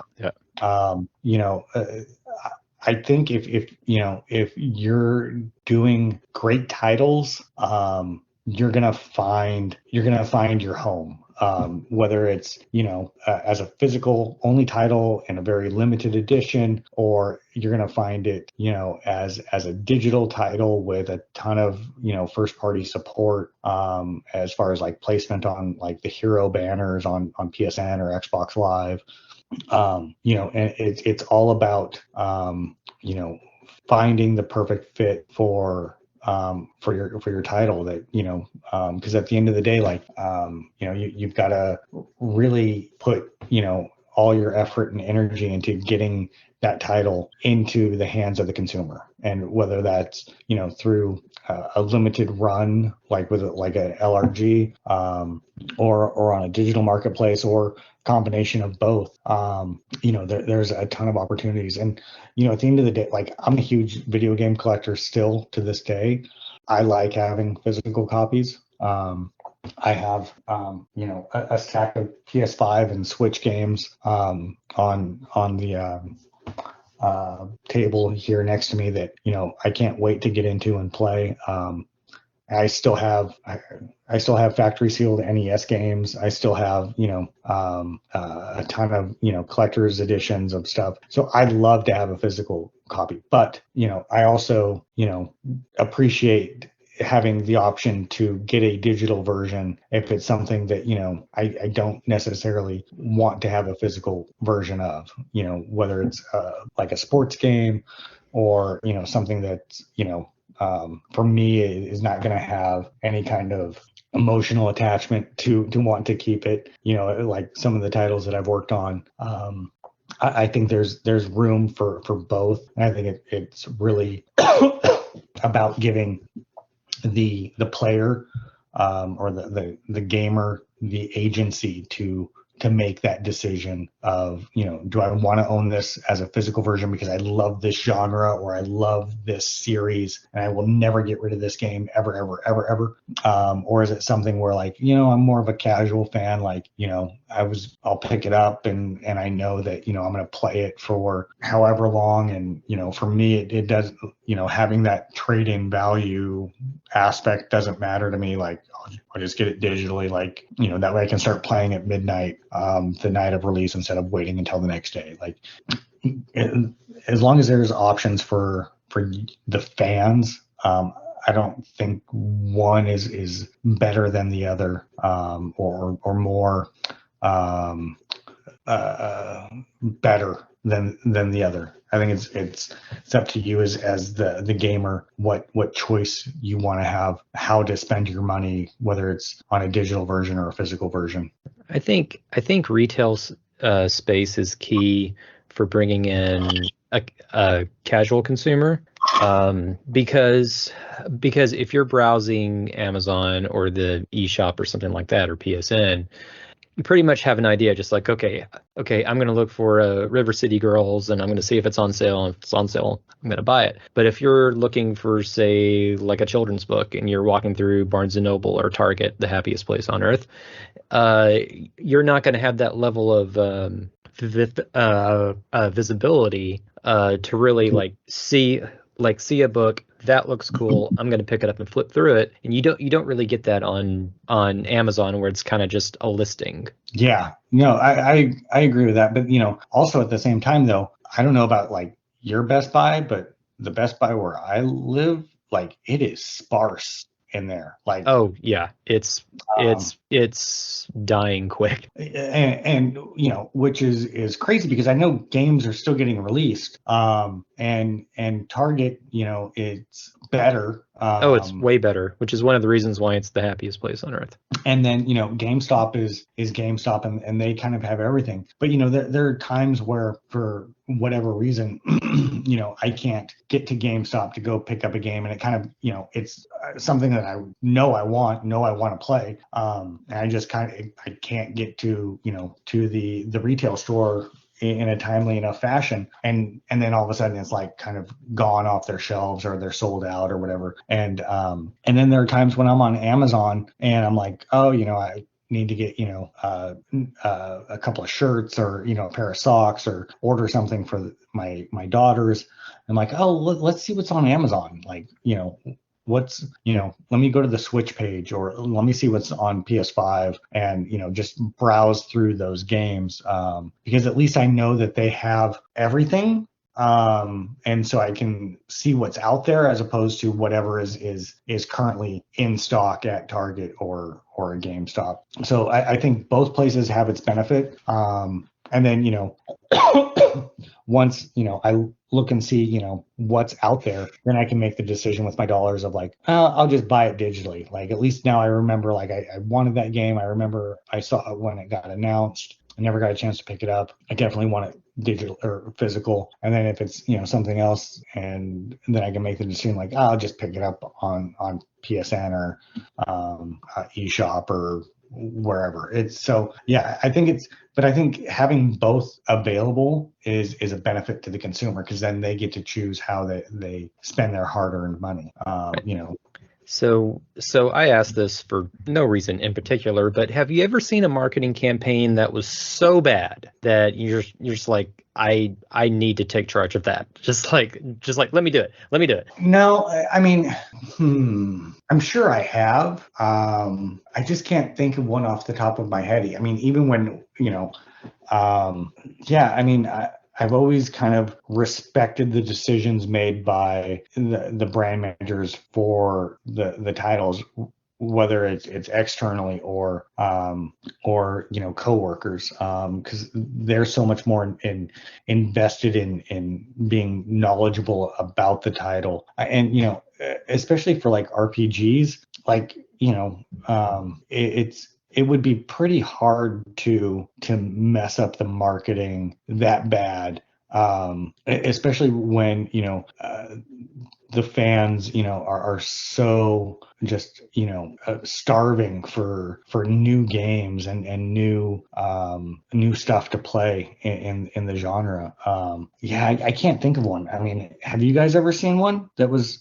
Well, when Dwayne was mentioning Raid's Shadow Legends before, is that because you're seeing it all the time? Yes. Oh, so that's, yeah, when I see stuff like that, if I get inundated with the same ad over and over again, that's where I kind of wish I was in charge of their publishing so I could frequency cap them. Because there's not enough of that going on, I think. And going back to Dragon Quest V, Dragon Quest V got nothing. And like I was saying before, it's a miracle it even found its audience. Mm-hmm. And my reasoning back then is pretty much the same that as it is now, if you're not going to spend the money to do just the bare basics to get it out there, why even release the game at all? Why are you spending all this money on localization and production to just be like, sometimes you have to. What's that? There you go. Sometimes you have to. That's true. And sometimes people way above you promise that yes, this game will come out stateside, and no, we won't spend a lot of money on it, or yes, we'll bring it out in the States, and then the budget kind of gets slaughtered to support other stuff. Interesting. Yeah, mid project, right? Like you're in the middle of the campaign. Yeah, sometimes promises get made to the developer or the producer in Japan, like, yes, this game will come out in the U.S. Don't worry. And then the U.S. office is told, like, yes, this game has to come out in the States. Get it on your roadmap. No, you're not getting any more marketing dollars. Figure it out. That happens all the time. If you get a sense that somebody is trying their best, like, cool, I will never complain about that. But it's just like sometimes when it seems like people aren't trying, that's when it becomes frustrating. And just as a graphic designer, I will unleash a Billy and the Clonosaurus level rant at a Starbucks menu because you can't read the damn thing. Sure. And if you can't read it, then it fails. If you can't read it at even close up, it fails as a menu. Yes. And my girlfriend is like, no one but you cares. Like, that is not true. I didn't think this one was bad per se, and I can't remember which Final Fantasy game it was, but I was watching an NBA game, and it was sponsored by whatever Final Fantasy game. 13. 13. I thought that was an odd choice. I was like, okay. That's cool. it? It just said sponsored by, or was there a commercial to go with it? I don't know if there's commercials to go with it too, but they were sponsors of whatever game was going on at the time. I thought that was an odd choice. It's it's all about that impression mix of how many eyeballs did you get in front of your game title, and again, like, you could advertise in Cat Fancy, which has a huge North American subscription base. Is it going to help you any? Right. Are you getting your bang for your buck at that point? Yeah. Yeah, exactly. Yeah, it would have to be more targeted than that. Yeah. So, and I'm sure that it was a test and learn for them to see if it helped move the needle at all. And because if it does, then all the other games that they're working on might get the same treatment and help raise the profiles of all those other game titles.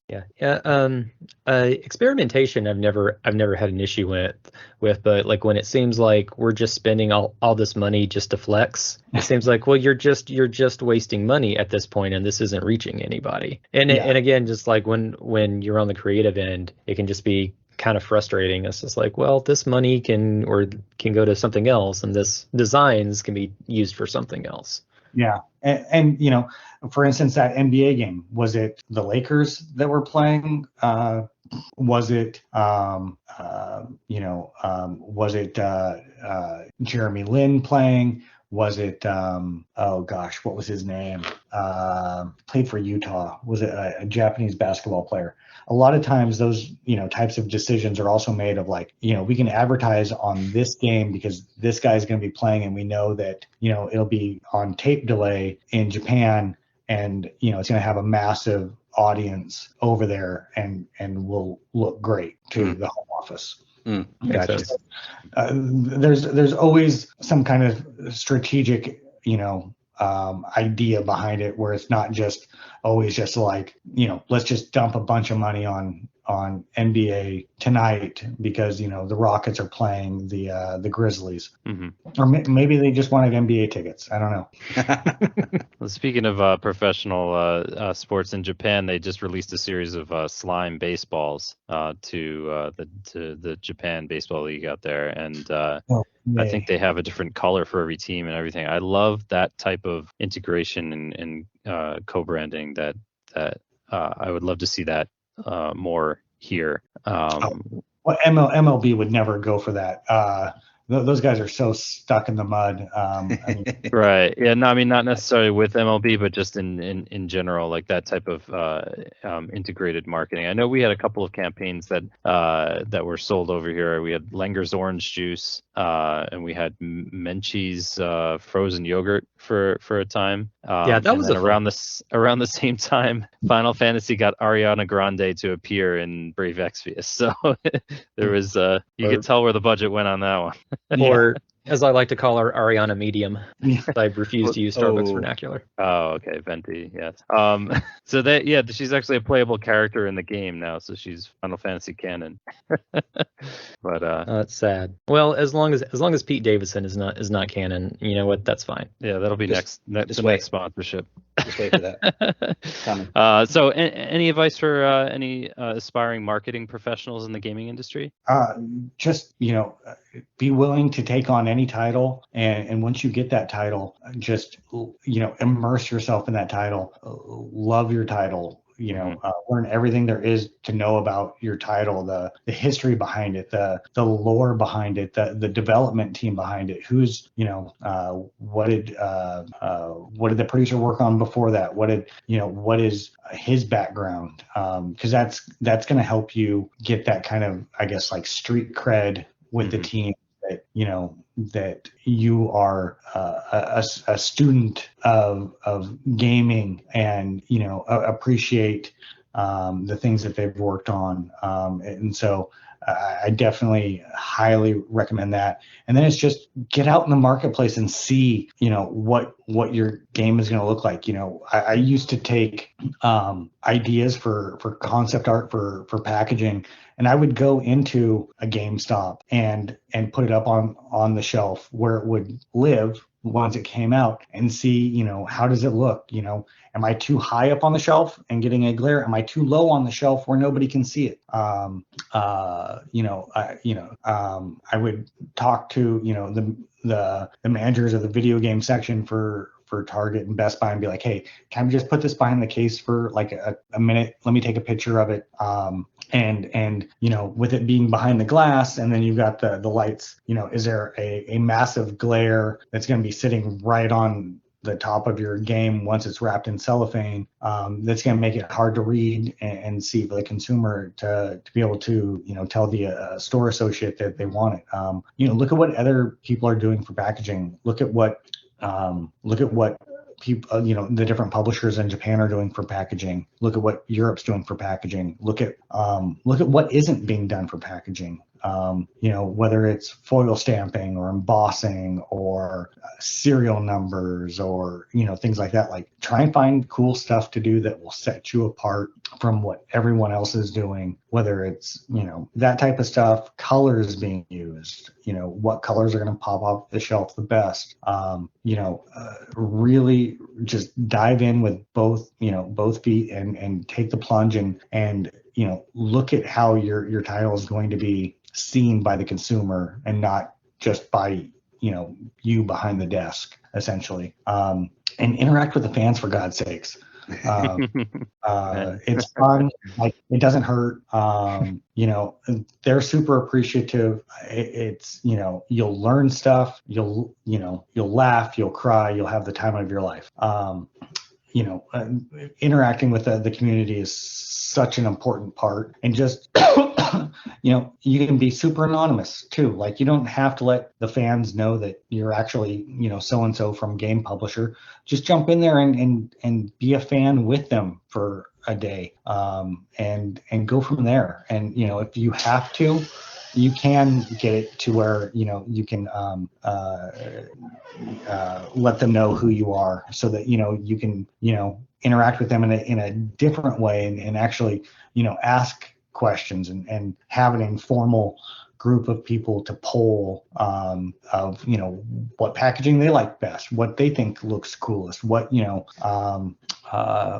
what swag is going to move the needle either at a fan-focused event like PAX or like an E3 or as part of a collector's edition. Like, don't be afraid to ask people that love the game as much as you do, their thoughts. Community is so important for every type of game, whether it's mobile, console, PC, whatever. Like, the fans are going to tell you what they think, and you're going to learn from it, and their title is going to be better for it.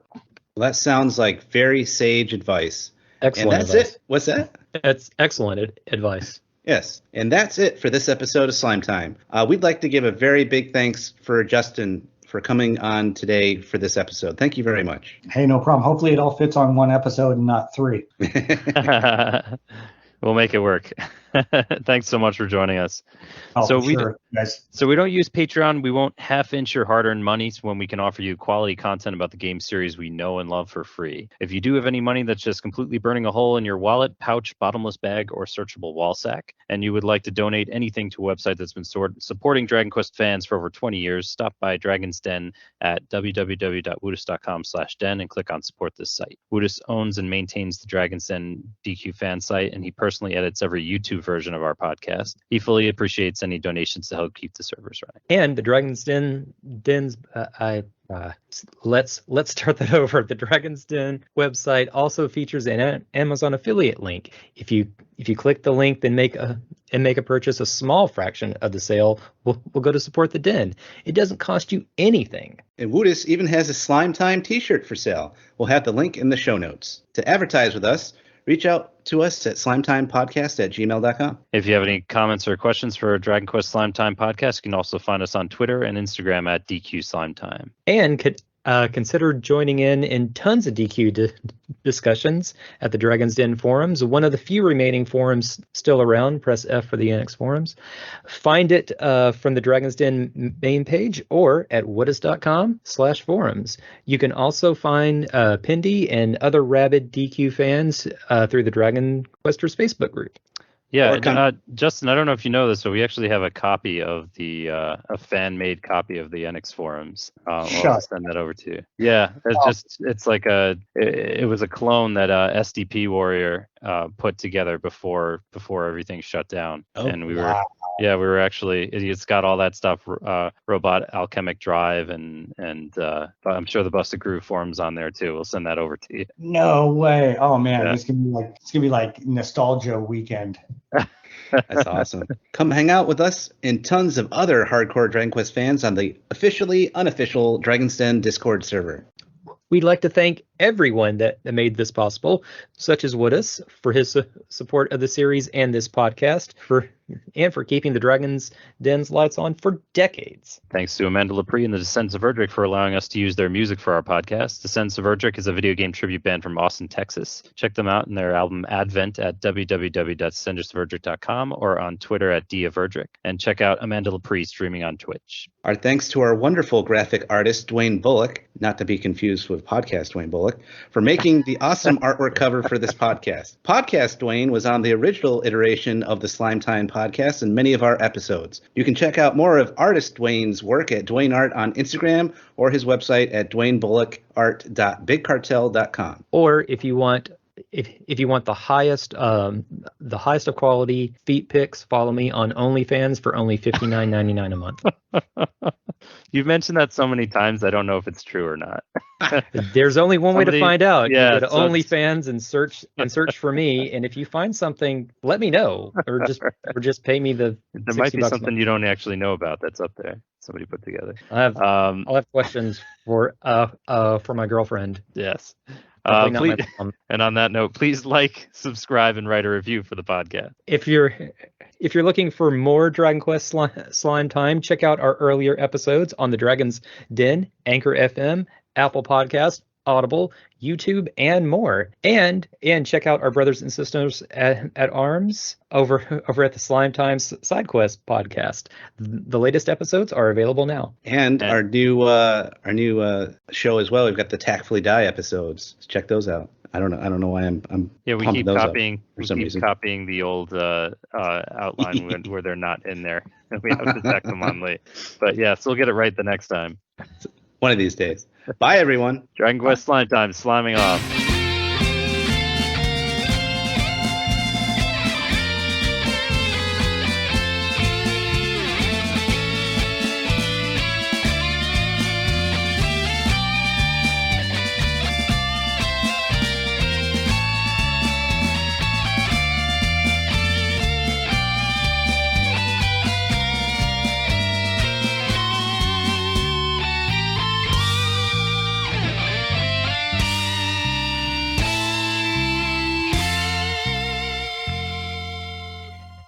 This is Gertrude for Slime Time, reminding you all that you must complete your adventure.